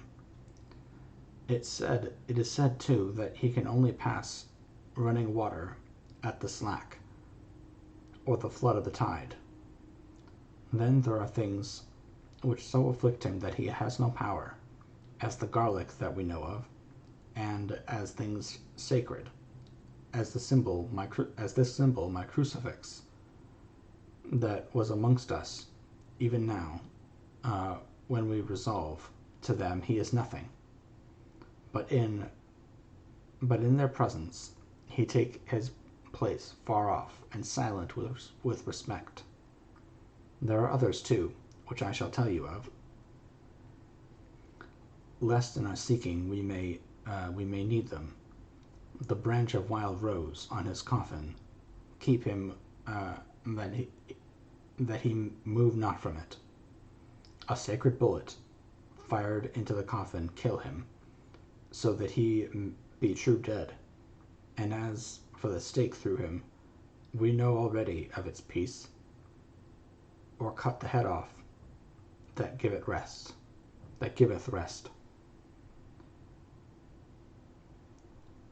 We have seen it with our very eyes. Thus, when we find the habitation of this man that was, we can confine him to his coffin and destroy him, if we obey what we know. But he is clever. I have asked my friend Arminius of Budapest University to make his record, and from all the means that are, he tell me of what he has been. He must indeed have been that voivode Dracula who won his name against the Turk over the great river on the very frontier of Turkeyland. If it be so, then he was no common man, for in that time, and for centuries after, he was spoken of as the cleverest and the most cunning, as well as the bravest of the sons of the land beyond the forest. That mighty brain and that iron resolution went with him to his grave, and are now arrayed against us. The Draculas were, as Arminius says, a great and noble race, though now and again were scions who were held by their coevals to have had dealings with the evil one. They learned his secrets in the Scholomance amongst the mountains over Lake Hermanstad, where the devil claims the 10th scholar as his due. In the records are such words as Strgokia, witch, or dog, and Pokel, Satan, and hell. And in one manuscript, this very Dracula is spoken of as Wampir, which we all understand too well. There have been, from the loins of this very one great man, and good women, and their graves make sacred the earth where alone this foulness can dwell. For it is not the least of its terrors that this evil thing is rooted deep in all good. In soil barren of holy memories it cannot rest. Whilst they were talking, Mr. Morris was looking steadily at the window, and he now got up quietly and went out of the room. There was a little pause, and then the professor went on. And now we must settle what we do. We have here much data, and we must proceed to lay out our campaign.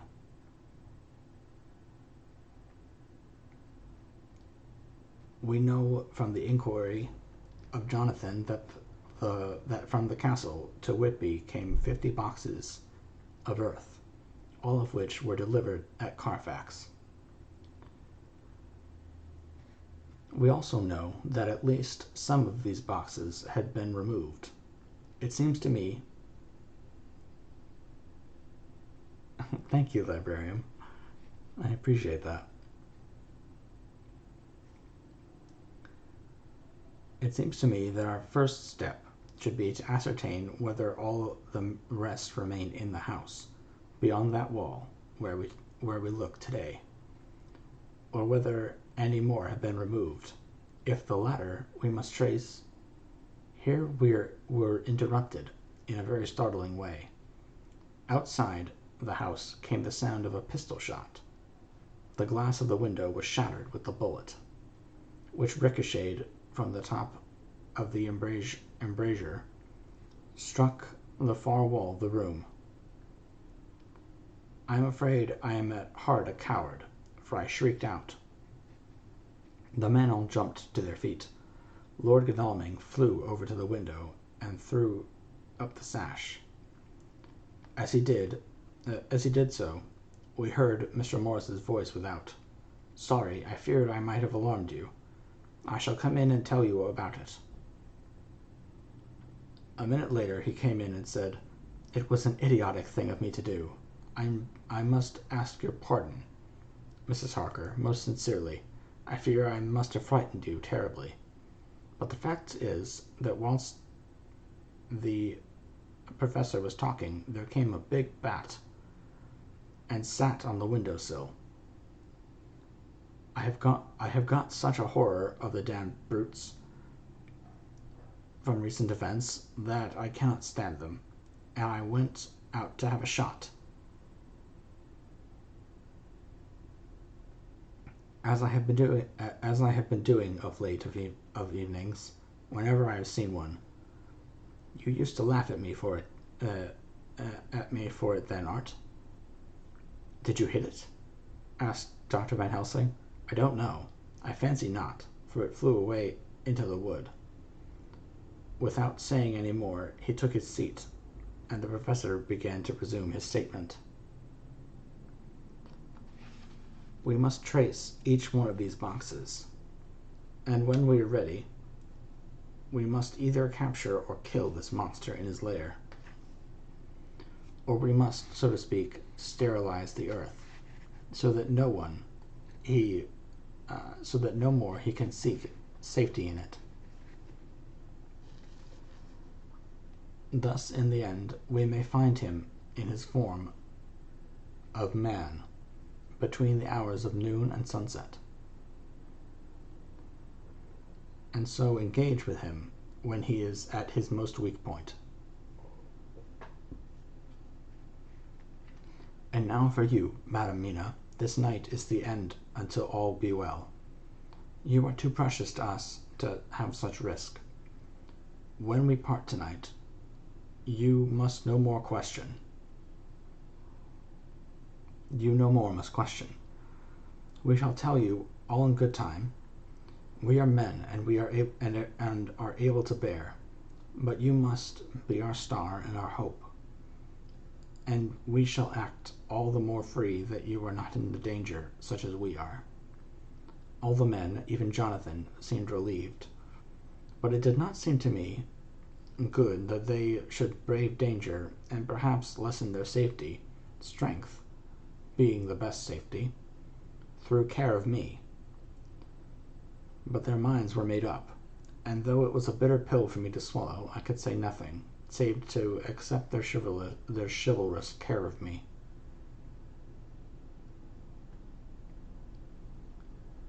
Mr. Morris resumed the discussion. "As there is no time to lose, I vote we have a look at his house right now.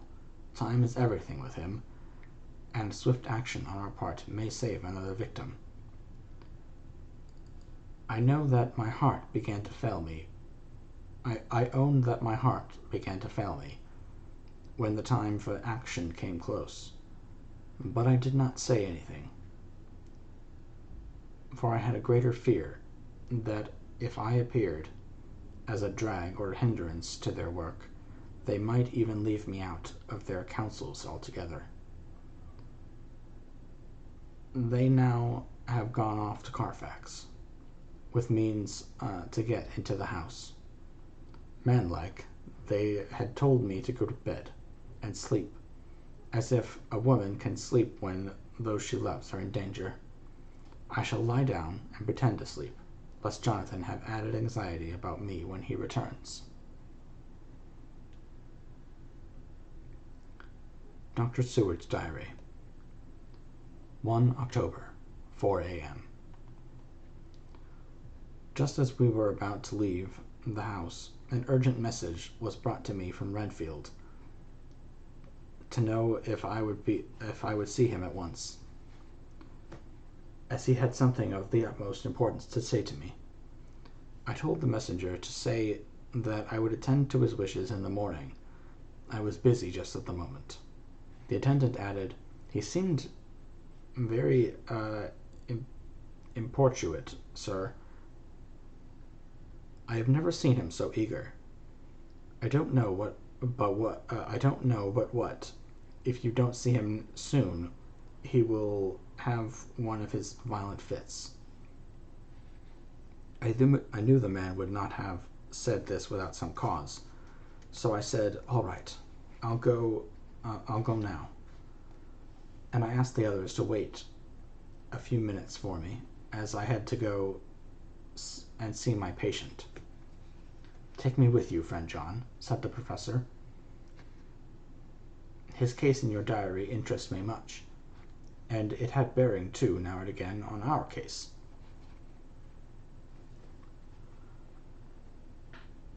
I should much like to see him, and especially when his mind is disturbed. "May I come also?" asked Lord Godalming. "Me too," said Quincey Morris. "May I come?" said Harker. I nodded, and we all went down the passage together. We found him in a state of considerable excitement, but far more rational in his speech and manner than I had ever seen him. There was an unusual understanding of himself, which was unlike anything I had ever met with a lunatic. And he took it for granted that his reasons would prevail with others entirely sane. We all four went into the room, but none of the others at first said anything. His request was that I would at once release him from the asylum and send him home. This he backed up with arguments regarding his complete recovery, and adduced his own existing sanity. "I appeal to your friends," he said. "They will perhaps not mind sitting in judgment on my case. By the way, you have not introduced me." I was so much astonished that the oddness of introducing a madman in an asylum did not strike me at the moment, and besides, there was a certain dignity in the man's manner, so much of the habit of equality, that I at once made the introduction. Lord Godalming, Professor Van Helsing, Mr. Quincey Morris of Texas, Mr. Renfield.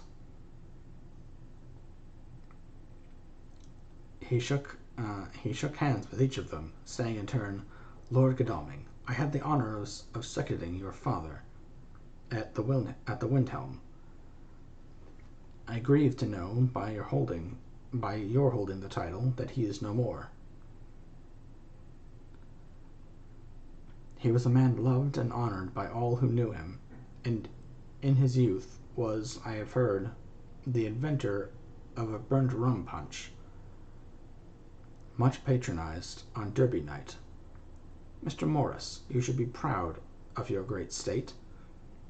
Its reception into the Union was a precedent which may have far-reaching effects hereafter, when the pole and the tropics may hold alliance to the stars and stripes.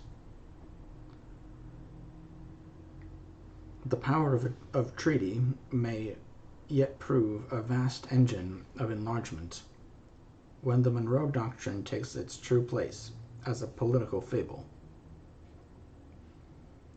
What shall any man say of his pleasure at meeting Van Helsing? Sir, I make no apology for dropping all forms of conventional prefix.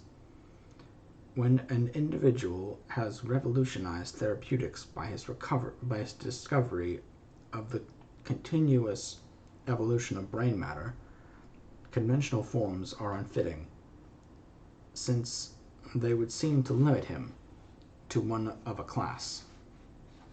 You, gentlemen, who by nationality, by heredity, or by possession of natural gifts, are fitted to hold your respective places in the moving world, I take to witness that I am as sane as at least the majority of men who are in full possession of their liberties. And I am sure that you, Dr. Seward, humanitarian and medico-jurist, as well as a scientist, will deem it a moral duty to deal with me as one to be considered as under exceptional circumstances.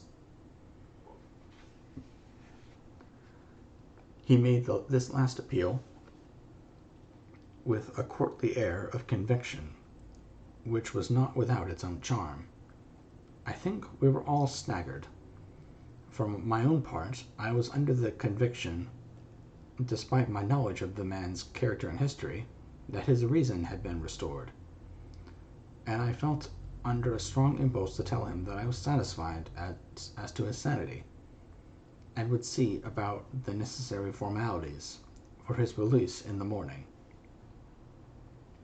I thought it better to wait, however, before making so grave a statement, for of old I knew the sudden changes to which this particular patient was liable. So I contented myself with making a general statement that he appeared to be improving very rapidly, that I would have a longer chat with him in the morning, and would then see what I could do in the direction of meeting his wishes. This did not at all satisfy him, for he quickly said, "But I fear, Dr. Seward, that you hardly apprehend my wish. I desire to go at once, here, now, this very hour, this very moment, if I may. Time presses, and in our implied agreement with the old scytheman, it is of the essence of the contract. I am sure it is only necessary to put before so admirable a practitioner as Dr. Seward so simple, yet so momentous a wish, to ensure its fulfillment." He looked at me keenly, and seeing the negative in my face, turned to the others and scrutinized them closely. Not meeting any sufficient response, he went on, "Is it possible that I have erred in my supposition?" "You have," I said frankly, but at the same time, as I felt, brutally. There was a considerable pause, and then he said slowly, "Then I suppose I must only shift my ground of request. Let me ask for this concession. Boon, privilege, what you will. I am content to implore in such a case, not on personal grounds, but for the sake of others. I am not at liberty to give you the whole of my reasons, but you may, I assure you, take it from me that they are good ones, sound and unselfish, and spring from the highest sense of duty. Could you look, sir, into my heart, you would approve to the full sentiments which animate me. Nay, more, you would count me amongst the best and truest of your friends." Again he looked at all of us keenly. I had a growing conviction that this sudden change of his entire intellectual method was but yet another form or phase of his madness, and so determined to let him go on a little longer, knowing from experience that he would, like all lunatics, give himself away in the end. Van Helsing was gazing at him with a look of utmost intensity.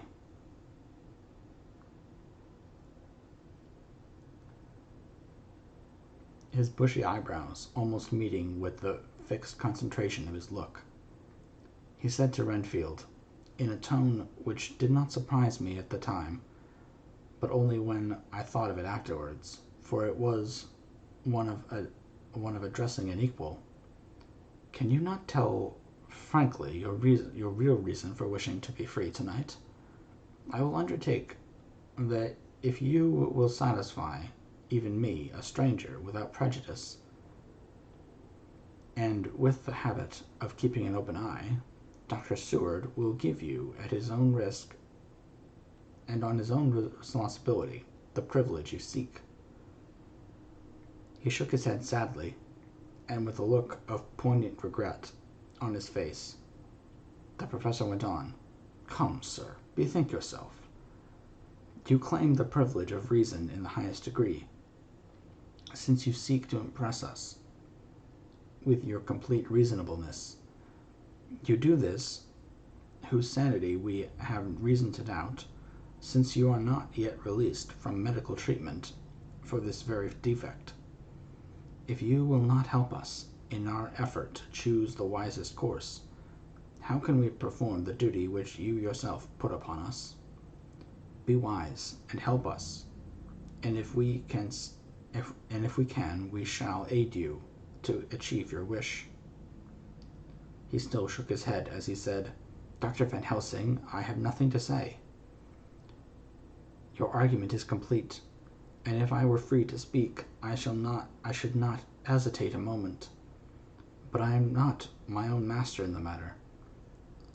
I can only ask you to trust me. If I am refused, the responsibility does not rest with me." I thought it was now time to end the scene, which was becoming too comically grave. So I went towards the door, simply saying, "Come, my friends, we have work to do. Good night." Yes, thank you for the hydrate redeem. Definitely good to keep hydrated.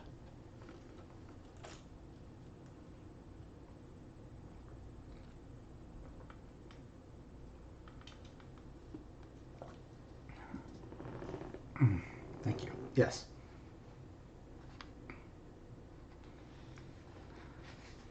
As, however, I got near the door, a new change came over the patient.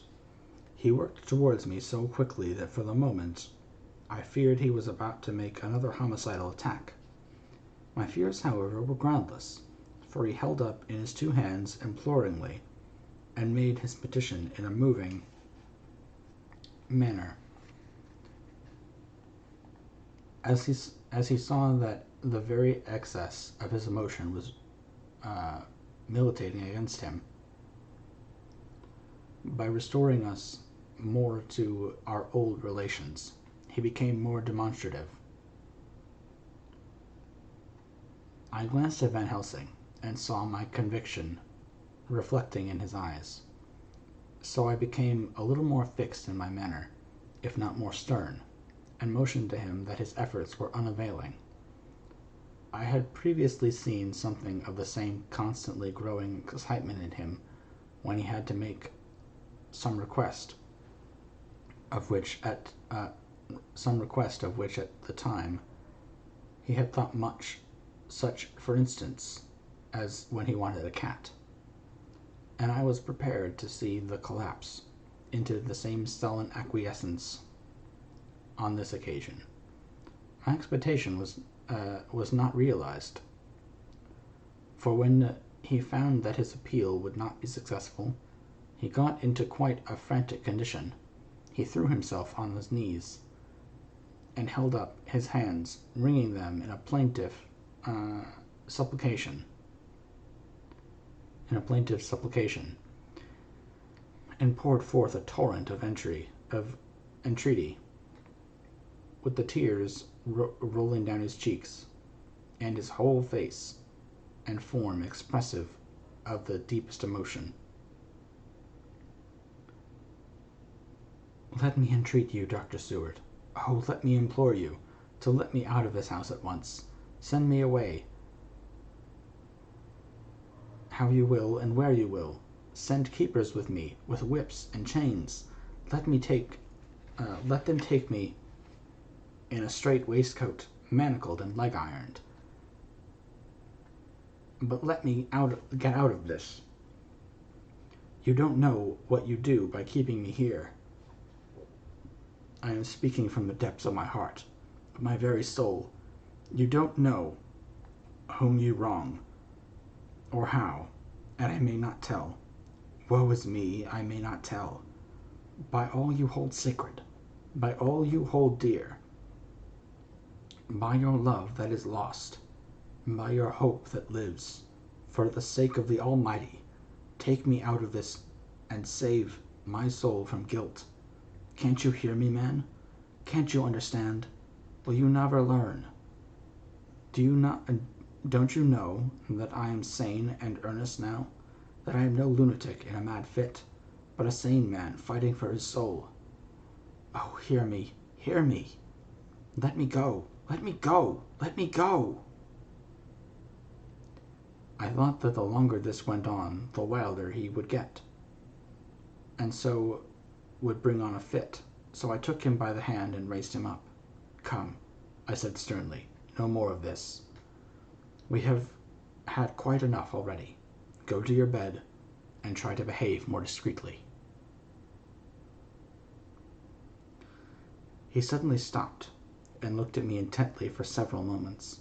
Then, without a word, he rose and, moving over, sat down on the side of the bed. The collapse had come, as on the former occasion, just as I had expected. When I was leaving the room, the last of our party, he said to me in a quiet, well-bred voice, "You will, I trust, Dr. Seward, do me the justice to bear in mind later on that I did what I could to convince you tonight."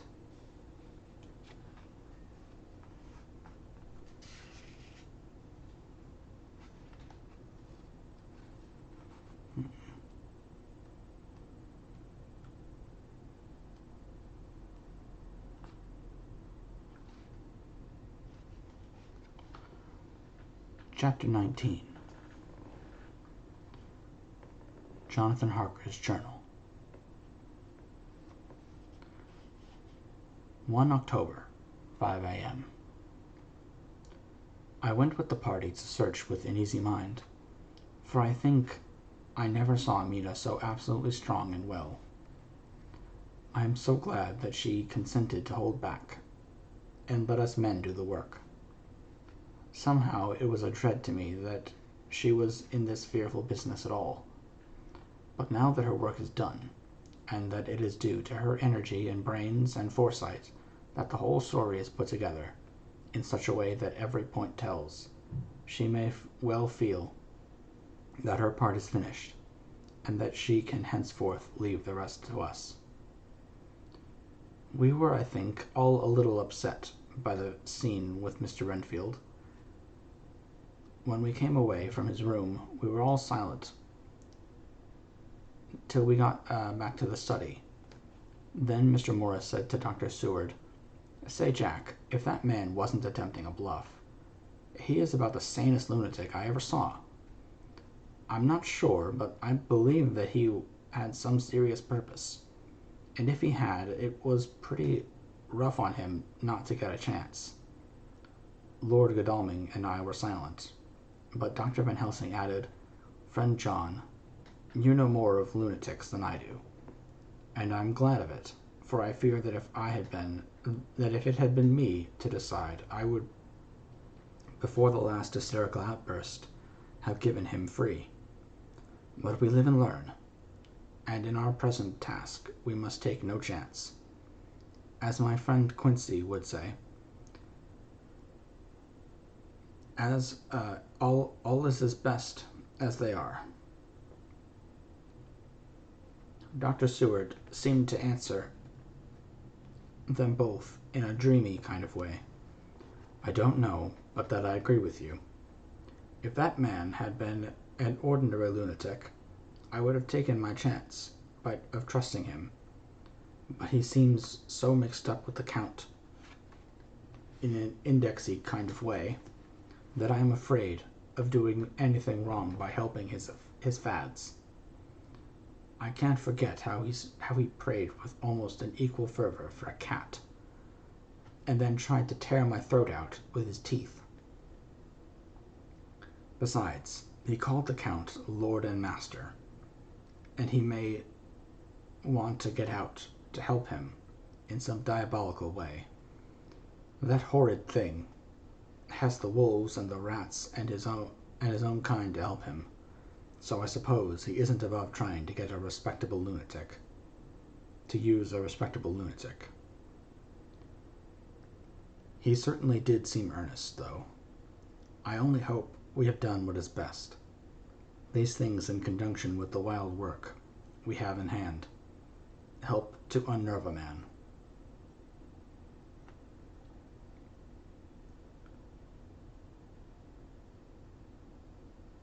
The professor stepped over, and laying his hand on his shoulder, said in his grave, kindly way, "Friend John, have no fear. We are trying to do our duty in a very sad and terrible case. We can only do as we deem best. What else have we to hope for, except the pity of the good God?" Lord Godalming had slipped away for a few minutes, but now he returned. He held up a little silver whistle, as he remarked, "That old place may be full of rats, and if so, I've got an antidote on call." Having passed the wall, we took our way to the house, taking care to keep in the shadows of the trees on the lawn when the moonlight shone out. When we got to the porch, the professor opened his bag and took out a lot of things, which he laid on the step, sorting them into 4 little groups, evidently one for each. Then he spoke. "My friends, we are going into terrible danger, and we need arms of many kinds. Our enemy is not merely spiritual. Remember that he has the strength of 20 men, and that though our necks or our windpipes are of the common kind, and therefore breakable and crushable, his are not amenable to mere strength. A strong man or a body of men more strong in all a strong man or a body of men more strong in all than him can at certain times hold him, but they cannot hurt him as we can be hurt by him. We must therefore guard ourselves from his touch. Keep this near your heart." As he spoke, he lifted a little silver crucifix, and held it out to me. I being nearest to him, "Put these flowers around your neck." Here he handed to me a wreath of withered garlic. For other enemies more mundane, this revolver and this knife, and for aid in all, these small electric lamps, which you can fasten to your breast, and for all, and above all that at last this, which we must not desecrate needless. This was a portion of sacred water, which he put in an envelope and handed it to me. Each of the others was similarly equipped. "Now," he said, "Friend John, where are the skeleton keys? If so that we can open the door, we need not break house by the window, as before at Miss Lucy's." Dr. Seward tried one or two of the keys, his mechanical dexterity as a surgeon standing him in good stead. Presently, he got one to suit. After a little play back and forward, the bolt yielded, and with a rusty clang, shot back. We pressed on the door. The rusty hinges creaked, and it slowly opened.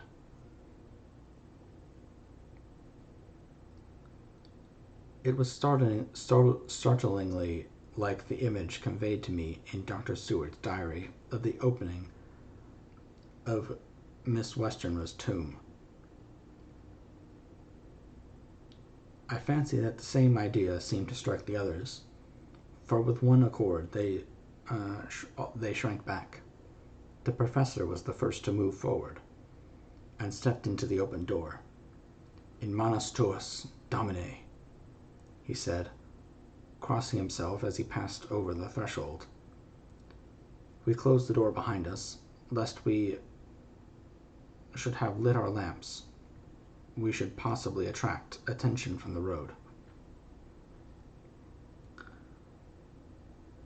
The professor carefully tried the lock.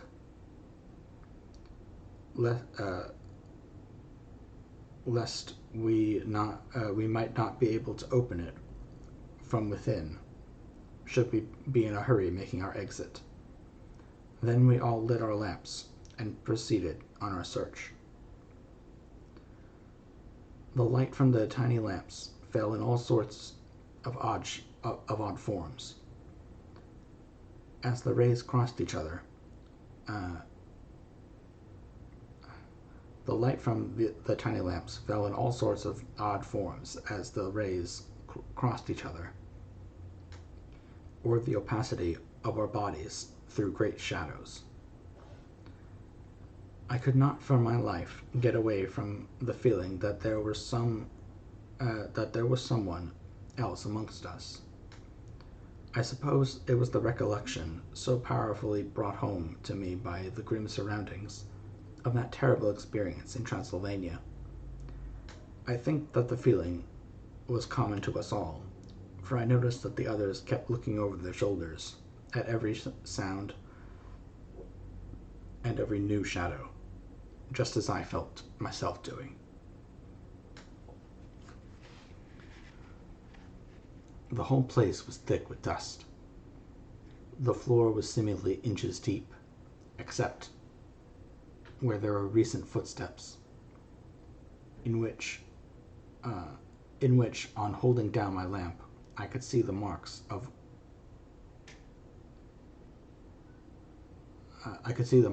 which where the dust was cracked. The walls were fluffy and heavy with dust, and in the corners were masses of spider webs, whereon the dust had gathered till they looked like old tattered rags, as the weight had torn them partially down.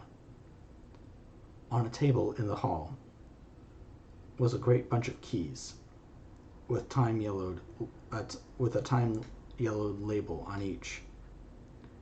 They had been used several times, for on the table were several familiar rents in the blanket of dust, similar to that exposed when the professor lifted them. He turned to me and said, "You know this place, Jonathan. You have copied maps of it, and you know it at least more than we do. Which is the way to the chapel?" I had an idea of its direction, though on my former visit I had not been able to get admission to it. So I led the way, and after a few wrong turnings found myself opposite a low, arched oaken door, ribbed with iron bands. "This is the spot," said the professor, as he turned his lamp on a small map of the house. A small map of the house copied from the file of my original correspondence regarding the purchase. With a little trouble, we found the key on the bunch and opened the door. We were prepared for some unpleasantness, for for as we were opening the door, a faint, malodorous air seemed to exhale through the gaps. But none of us ever expected such an odor as we encountered. None of the others had met the Count at all at close quarters, and when I had seen him, he was either in the fasting stage of his existence, in his rooms, or when he was gloating with fresh blood, in a ruined building, open to the air. But here the place was small and close, and the long disuse had made the air stagnant and foul. There was an earthy smell, a sort of dry miasma, which came through the fouler air. But as to the odor itself, how shall I describe it? It was not alone that it was composed of all the ills of mortality, and with the pungent, acrid smell of blood, but it seemed as though corruption had become itself corrupt. Faugh! It sickens me to think of it. Every breath exhaled by the monster seemed to have clung to the place, and intensified its loathsomeness. Under ordinary circumstances, such a stench would have brought our enterprise to an end, but this was no ordinary case, and the high and terrible purpose in which we were involved gave us a strength which rose above merely physical considerations. After the involuntary shrinking consequent on the first nauseous whiff, we one and all went about our work, as though that loathsome place were a garden of roses. We made an accurate examination of the place, the professor saying as we began, "The first thing is to see how many of the boxes are left. We must then examine every hole and corner and cranny, and see if we cannot get some clue as to what has become of the rest." A glance was sufficient to show how many remained, for the great earth chests were bulky, and there was no mistaking them. There were only 29 left out of 50. Once I got a fright for seeing Lord Godalming suddenly turn and look out of the vaulted door into the dark passage beyond. I looked too, and for an instant my heart stood still. Somewhere, looking out of the shadow, I seemed to see the high lights of the Count's evil face, the ridge of the nose, the red eyes, the red lips, the awful pallor. It was only for a moment, for as Lord Godalming said, I thought I saw a face, but it was only the shadows, and resumed his inquiry. I turned my lamp in the direction and stepped into the passage. There was no sign of anyone, and as there were no corners, no doors, no aperture of any kind, but only the solid walls of the passage, there could be no hiding place even for him. I took it that fear had helped imagination and said nothing. A few minutes later, I saw Morris step suddenly back from a corner, which he was examining. We all followed his movements with our eyes, for undoubtedly some nervousness was growing on us, and we saw a whole mass of phosphorescence which twinkled like stars. We instinctively drew back. The whole place was becoming alive with rats. For a moment or two we stood appalled, all save Lord Godalming, who was seemingly prepared for such an emergency. Rushing over to meet to the great iron-bound oaken door, which Dr. Seward had described from the outside, and which I had seen myself, he turned the key in the lock and drew the huge bolts and swung the door open. Then, taking his little silver whistle from his pocket, he blew a low, shrill call. It was answered from behind Dr. Seward's house by the yelping of dogs, and after about a minute the 3 terriers came dashing round the corner of the house. Unconsciously, we had all moved towards the door, and as we moved, I noticed that the dust had been much disturbed. The boxes which had been taken out had been brought this way, but even in the minute that had elapsed, the number of the rats had vastly increased. They seemed to swarm over the place, all at once, till the lamplight, shining on their moving dark bodies and glittering baleful eyes, made the place look like a bank of earth set with fireflies. The dogs dashed on, but at the threshold suddenly stopped and snarled, and then simultaneously lifting their noses, began to howl in a most lugubrious fashion. The rats were multiplying in thousands, and we moved out. Lord Godalming lifted one of the dogs, and carrying him in, placed him on the floor. The instant his feet touched the ground, he seemed to recover his courage, and rushed at his natural enemies. They fled before him so fast that before he had shaken the life out of a score, the other dogs, who had now been lifted in the same manner, had but small prey before the whole mass had vanished. With their going, it seemed as if some evil presence had departed, for the dogs frisked about and barked merrily as they made sudden darts at their prostrate foes, and turned them over and over and tossed them in the air with vicious shakes. We all seemed to find our spirits rise. Whether it was the purifying of the deadly atmosphere by the opening of the chapel door, or the relief which we experienced by finding ourselves in the open, I know not.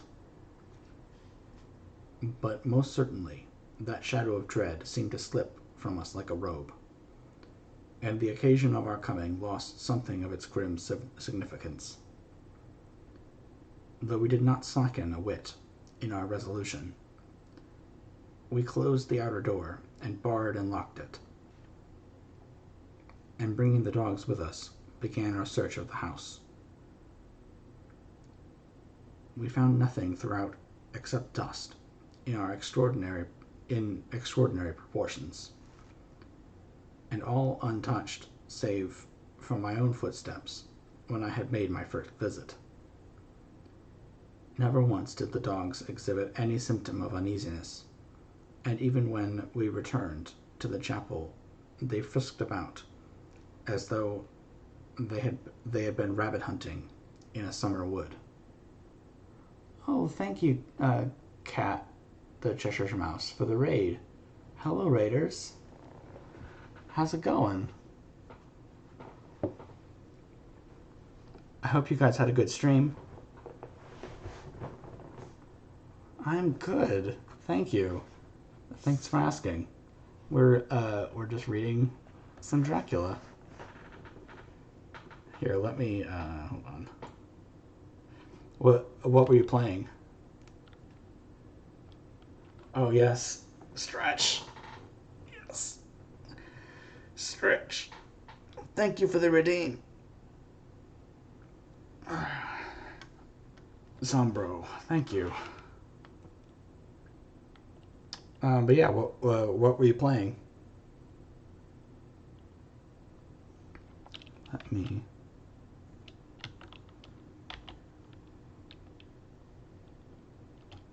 Oh, nice.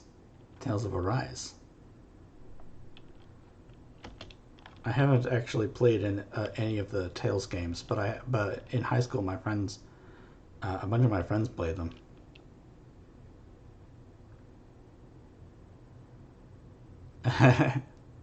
Nice.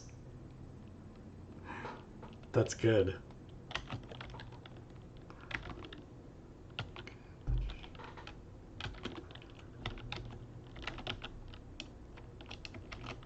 Let's see if that works. Nope. Okay. Cool. It has to be... Hold on just a second. Let me... Apparently this has to be... No? Okay. Cool. Maybe it has to be...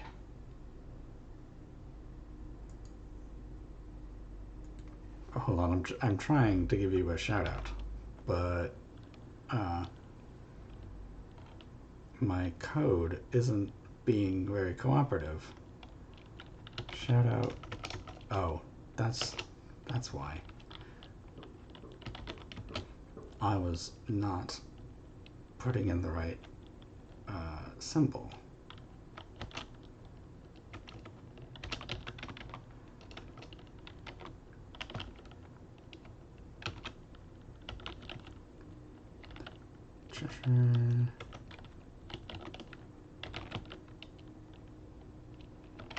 Mouse. There you go. It worked.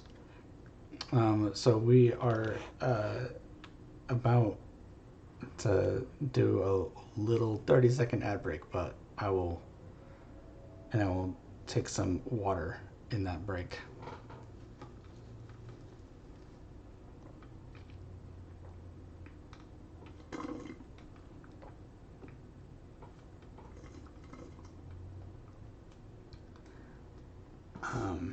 But yeah, thank you very much for the raid.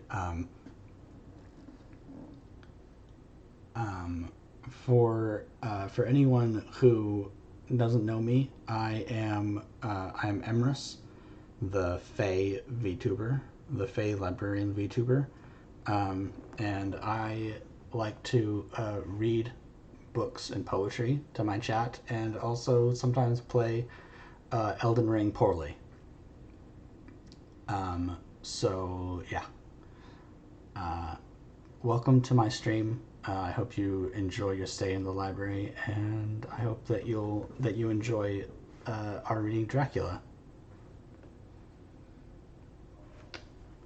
And thank you again. Oh, I spelled your name wrong, didn't I? God, I'm sorry.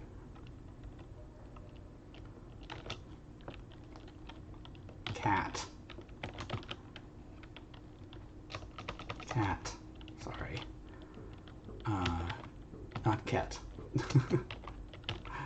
The Cheshire Mouse.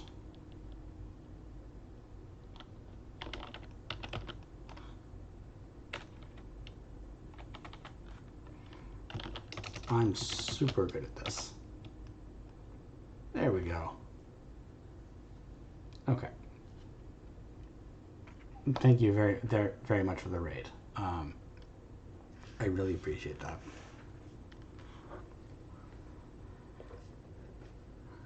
Okay. Let us continue with Dracula.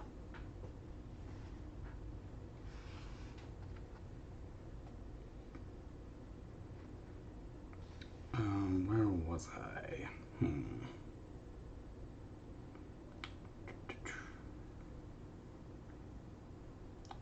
Never once did the dogs exhibit any symptom of uneasiness.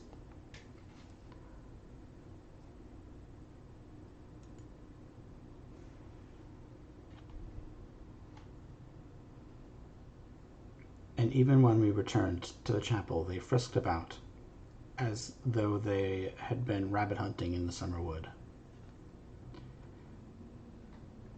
The morning was quickening in the east when we emerged from the front. Dr. Van Helsing had taken the key of the hall door from the church from the bunch and locked the door in orthodox fashion, putting the key into his pocket when he had done. "So far," he said, "our night has been eminently successful.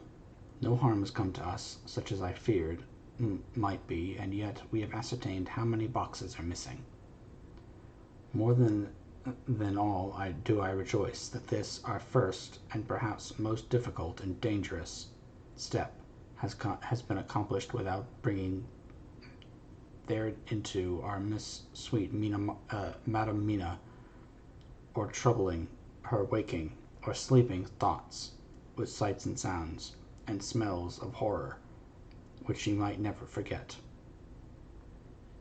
One lesson, too, we have learned, if it be allowable, to argue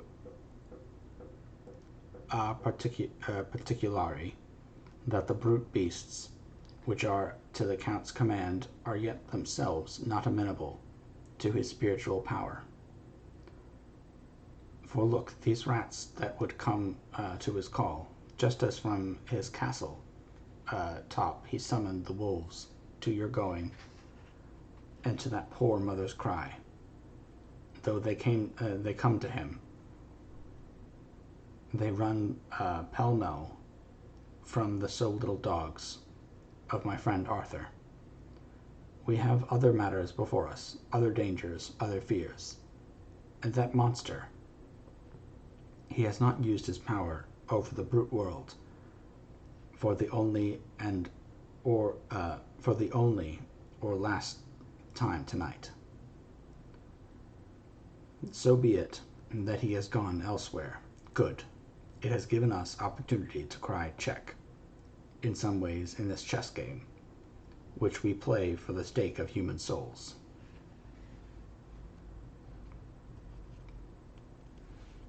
And now let us go home.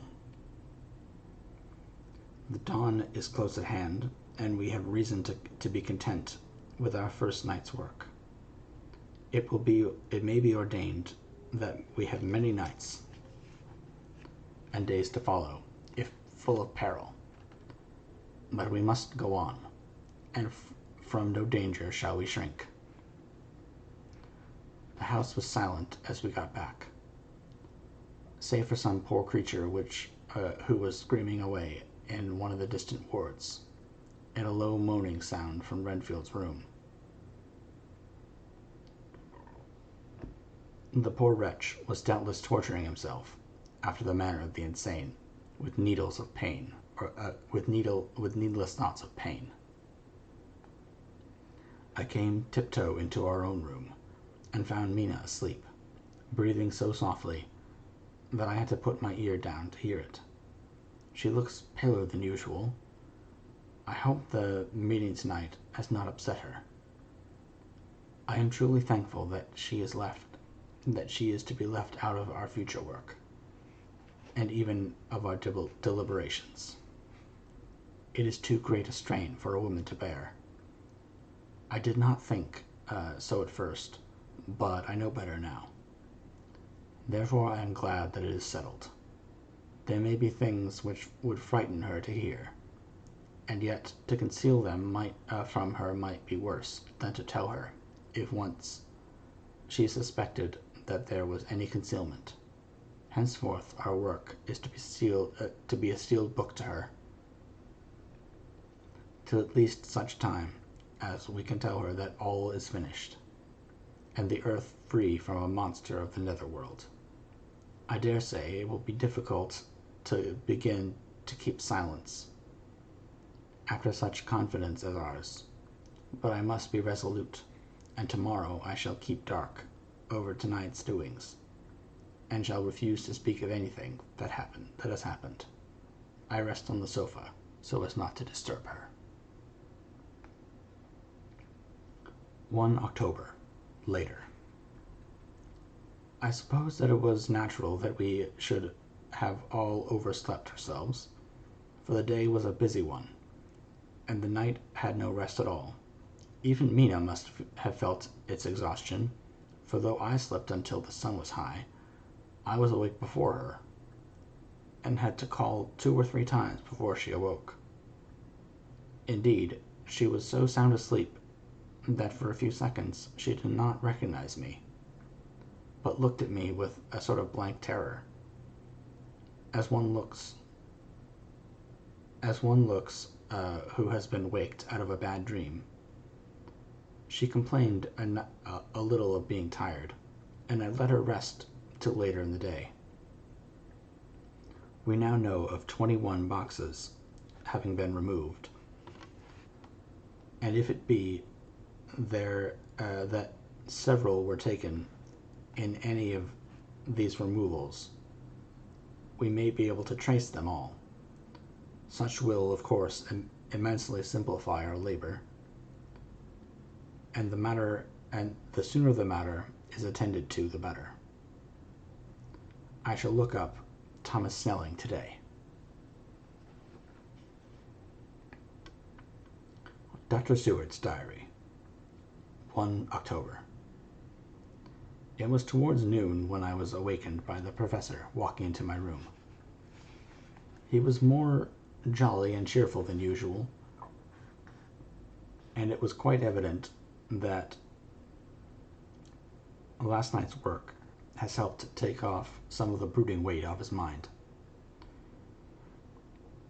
After going over the adventure of the night, he suddenly said, "Your patient interests me much. May it be that with you I visit him this morning? Or if that you are too occupied, I can go alone if may be.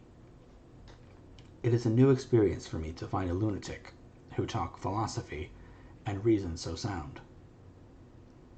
I had some work to do, which pressed, so I told him that if he would go alone I would be glad, as then I should not have to keep him waiting.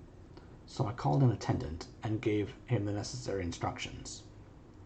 Before the professor left the room, I cautioned him against getting any false impression from my patient. "But," he answered, "I want to talk to him. I want him to talk of himself and of his delusion as to consuming alive things. He said to Madam Mina, as I see in your diary of yesterday, that he had once had such a belief." "Why do you smile, friend John?" "Excuse me," I said, "but the answer is here."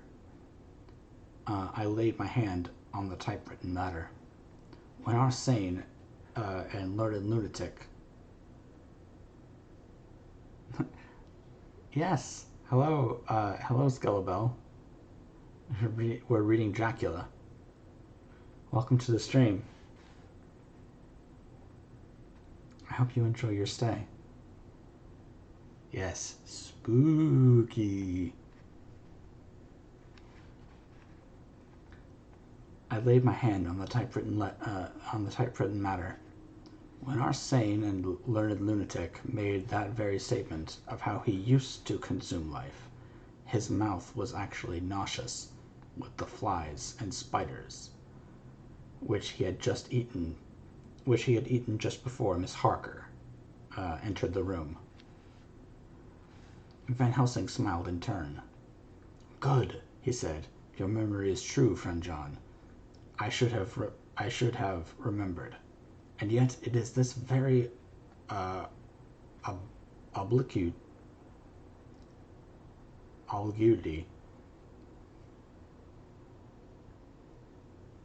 Oh, that's fine, Librarian. Have a good night. And thank you for sticking around."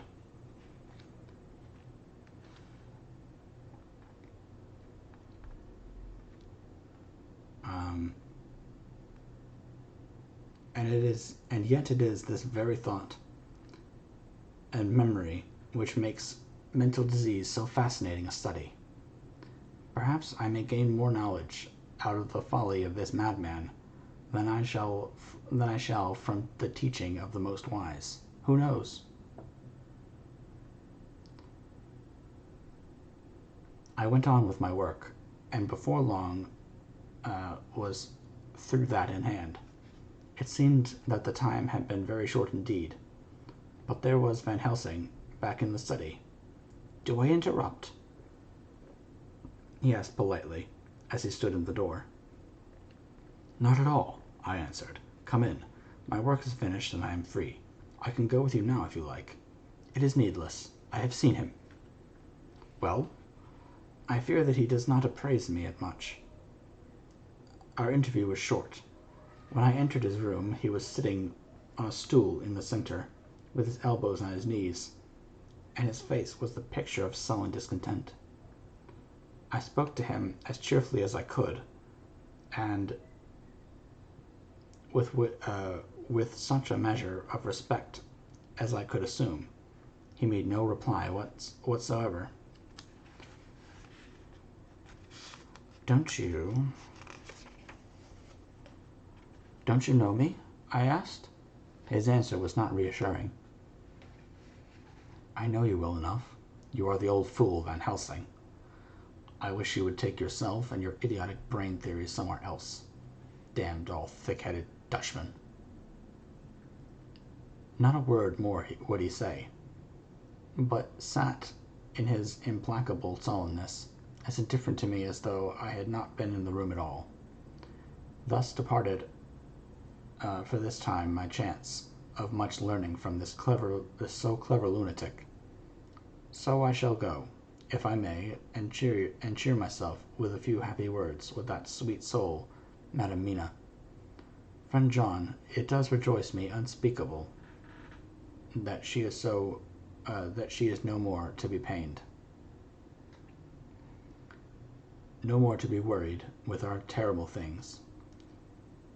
Though we shall much miss her help, it is so better.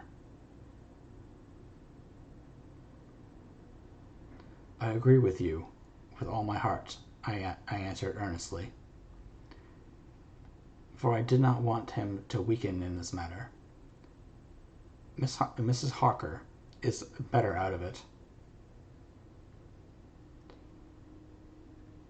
Things are quite bad enough for us, all men of the world, and who have been in many tight places in our time, but it is no place for a woman, and if she had remained in touch with the affair, it would in time infallibly have wrecked her.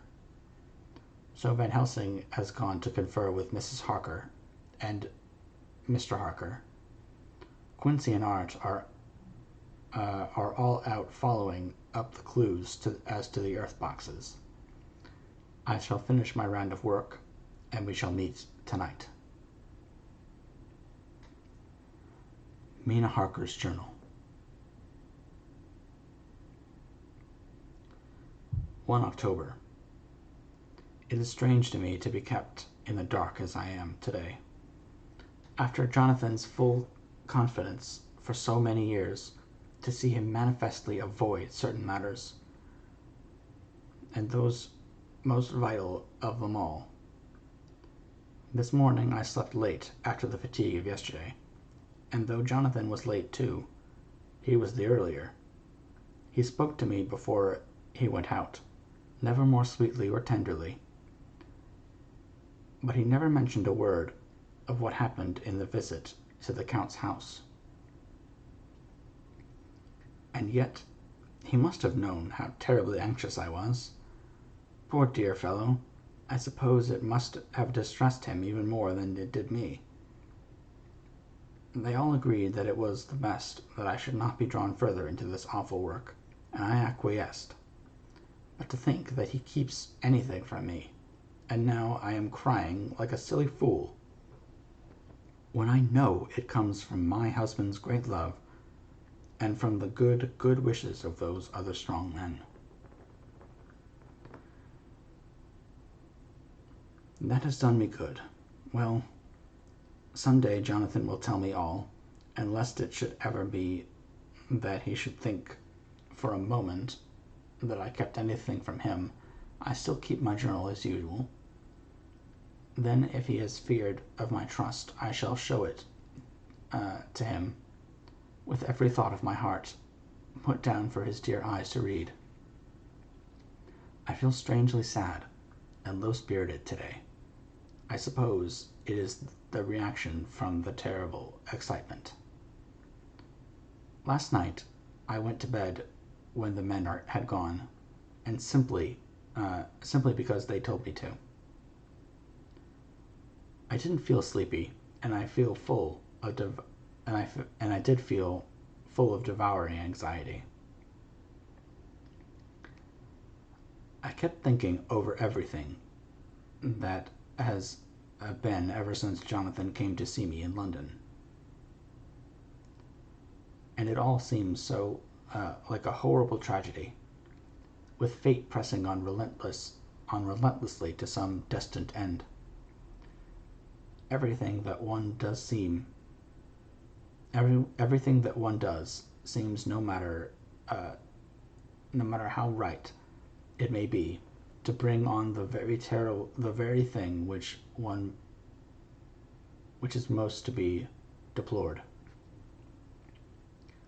If I hadn't gone to Whitby, perhaps poor Lucy would be with us now. If she hadn't taken to visiting the churchyard till I came, and if she hadn't come there in the daytime with me, she wouldn't have walked there in her sleep. And if she hadn't gone there at night and asleep, that monster couldn't have destroyed her as he did. Oh my, why did I ever go to Whitby? There now, crying again. I wonder what has come over me today. I must hide it from Jonathan, for if he knew that I had been crying twice in one day, or in one morning, I who never cried on my own account, and whom he has never caused to shed a tear, the dear fellow would fret his heart out. I shall put a bold face on, and if I do feel weepy, he shall never see it. I suppose it is one of the lessons that we poor women have to learn. I can't quite remember how I fell asleep last night. I remember hearing the sudden barking of the dogs, a lot of queer sounds, like praying on a tumultuous scale from Mr. Renfield's room, which is somewhere under this. And then there was silence over everything. Silence so profound that it startled me, and I got up and looked out the window. All was dark and silent, the black shadows thrown by the moonlight seeming full of silent mystery of their own. Not a thing seemed to be stirring, but all to be grim and fixed as death or fate. So then that a thin streak of white mist that crept with almost imperceptible slowness across the grass towards the house seemed to have a sentience and a vitality of its own.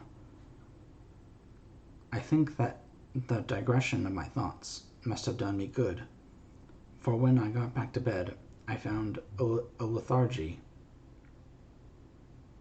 creeping over me. I lay a while, but could not quite sleep, so I got out and looked out the window again.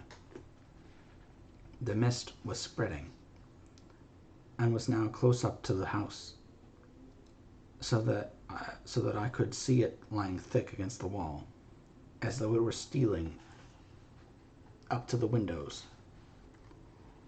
The poor man was more loud than ever, and though I could not distinguish a word he said, I could in some way recognize in his tones some passionate entreaty on his part. And then there was a sound of a struggle, and I knew that the attendants were dealing with him. I was so frightened that I crept into bed and pulled the clothes over my head, putting my fingers in my ears.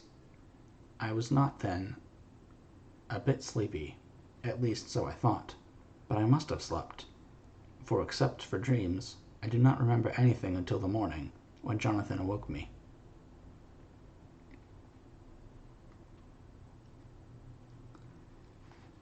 I think that it took me an effort and a little time to realize where I was, and that it was Jonathan who was bending over me. My dream was very peculiar, and was almost typical of the way that waking thoughts become merged in or continued in dreams. I thought that I was asleep and waiting for Jonathan to come back. I was very anxious about him, and I was powerless to act. My feet and my mind and my brain were weighted so that nothing could proceed at their pace, at the usual pace. And so I slept uneasily and thought. And then it began to dawn upon me that the air was heavy and dank and cold. I put back the clothes from my face and found, to my surprise, that all was dim around. The gaslight, which I had left lit for Jonathan,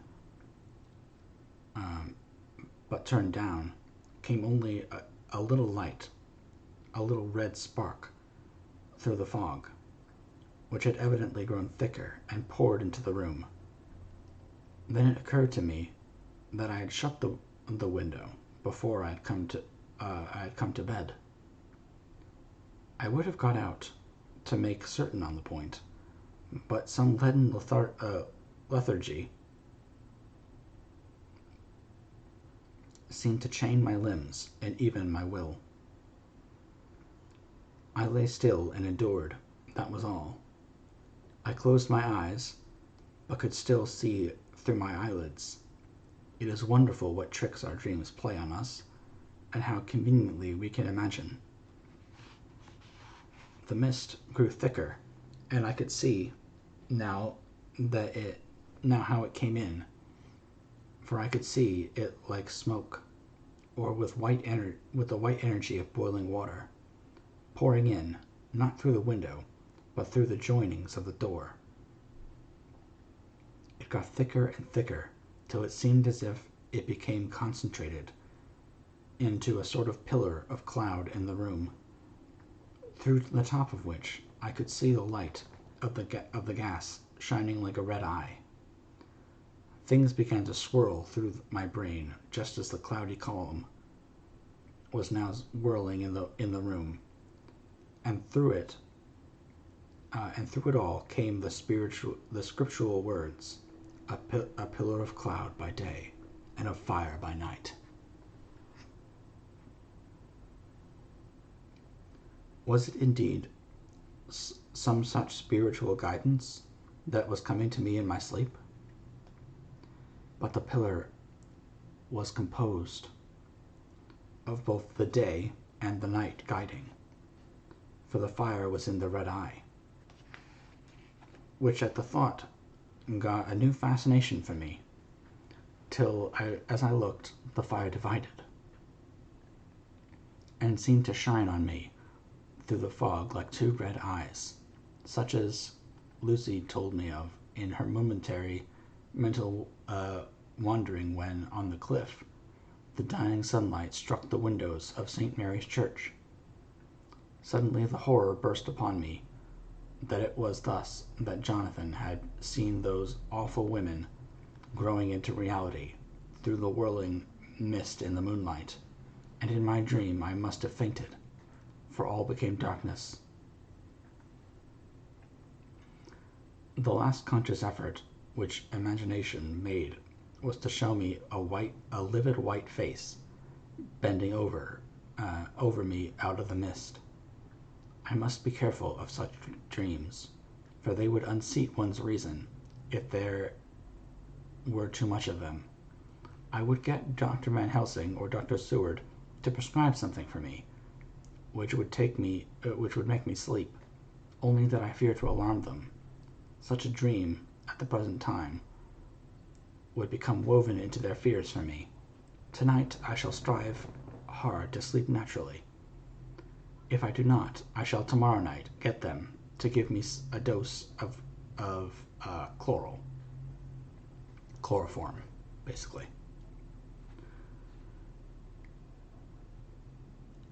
That cannot hurt me for once, and it will give me a good night's sleep. Last night tired me more than if I had not slept at all.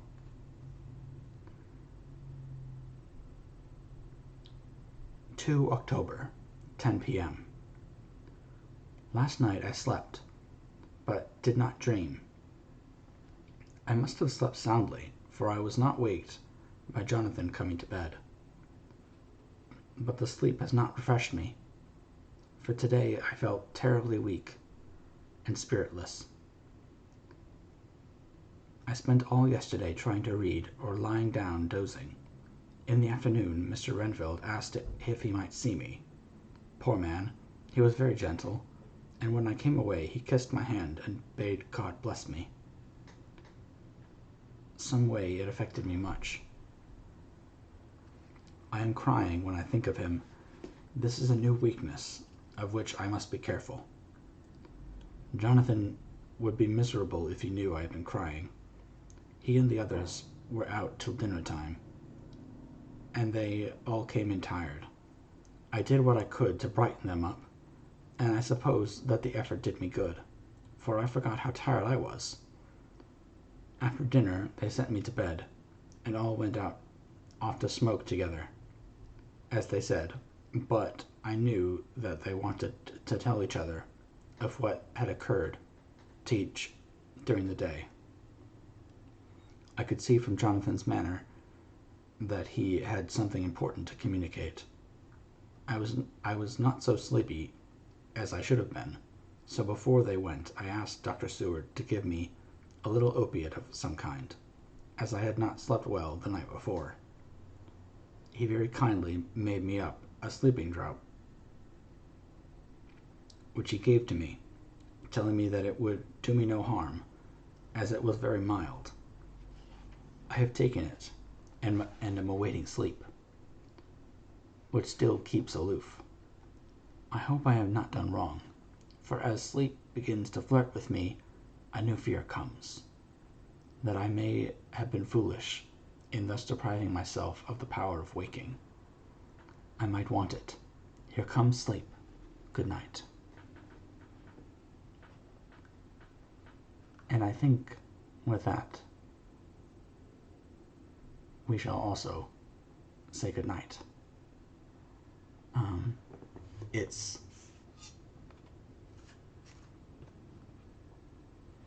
thank you very much for sticking around with me as I read. I hope that you enjoyed the reading, and I hope that you have a great rest of your night. I think, what day is it today? Is it Wednesday? I think it's Wednesday, isn't it? Let me see. Check my phone. Yeah, Wednesday. So yeah, no stream tomorrow, but I will see you guys on Friday. And well, thank you, Warden. I'm glad that you enjoyed it. I think that there's a lot of interesting stuff going on in Dracula,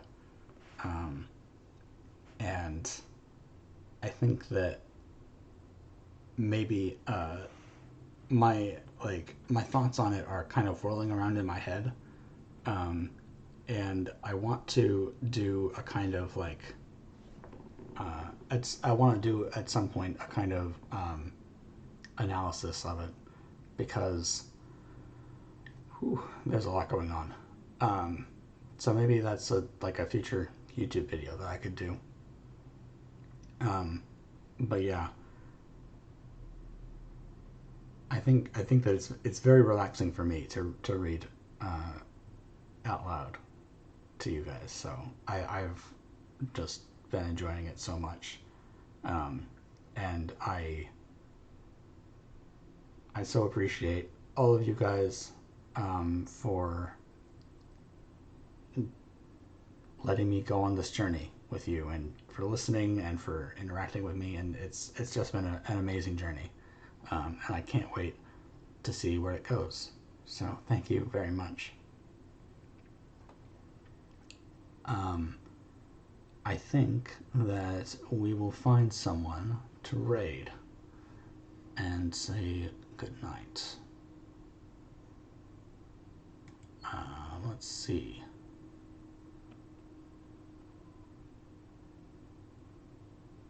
Well, thank you. Yeah, it's certainly very interesting, and I can't wait to get my thoughts down on it. Let's see, who should we raid?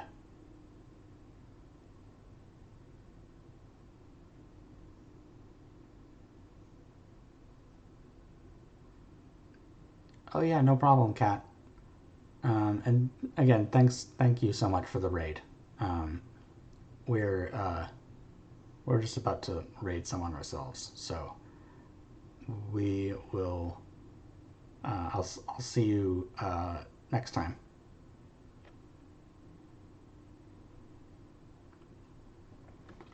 Okay, let us let us raid another another VTuber named Emrys. Ah, no. Ow. That was unmuted and loud.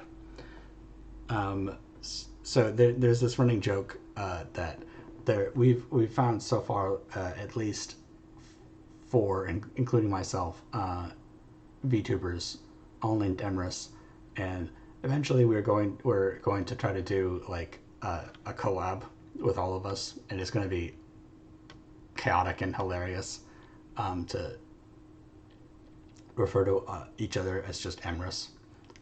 So yeah, we are going to raid Emrys Rise with Abyss.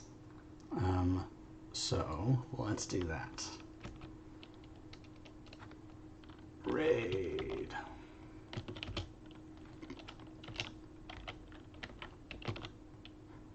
Emrys Rise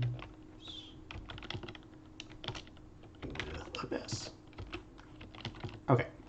I hope you all have a wonderful rest of your night, or a good sleep, if you're going to bed right now. And I will see you guys on Friday into the weekend.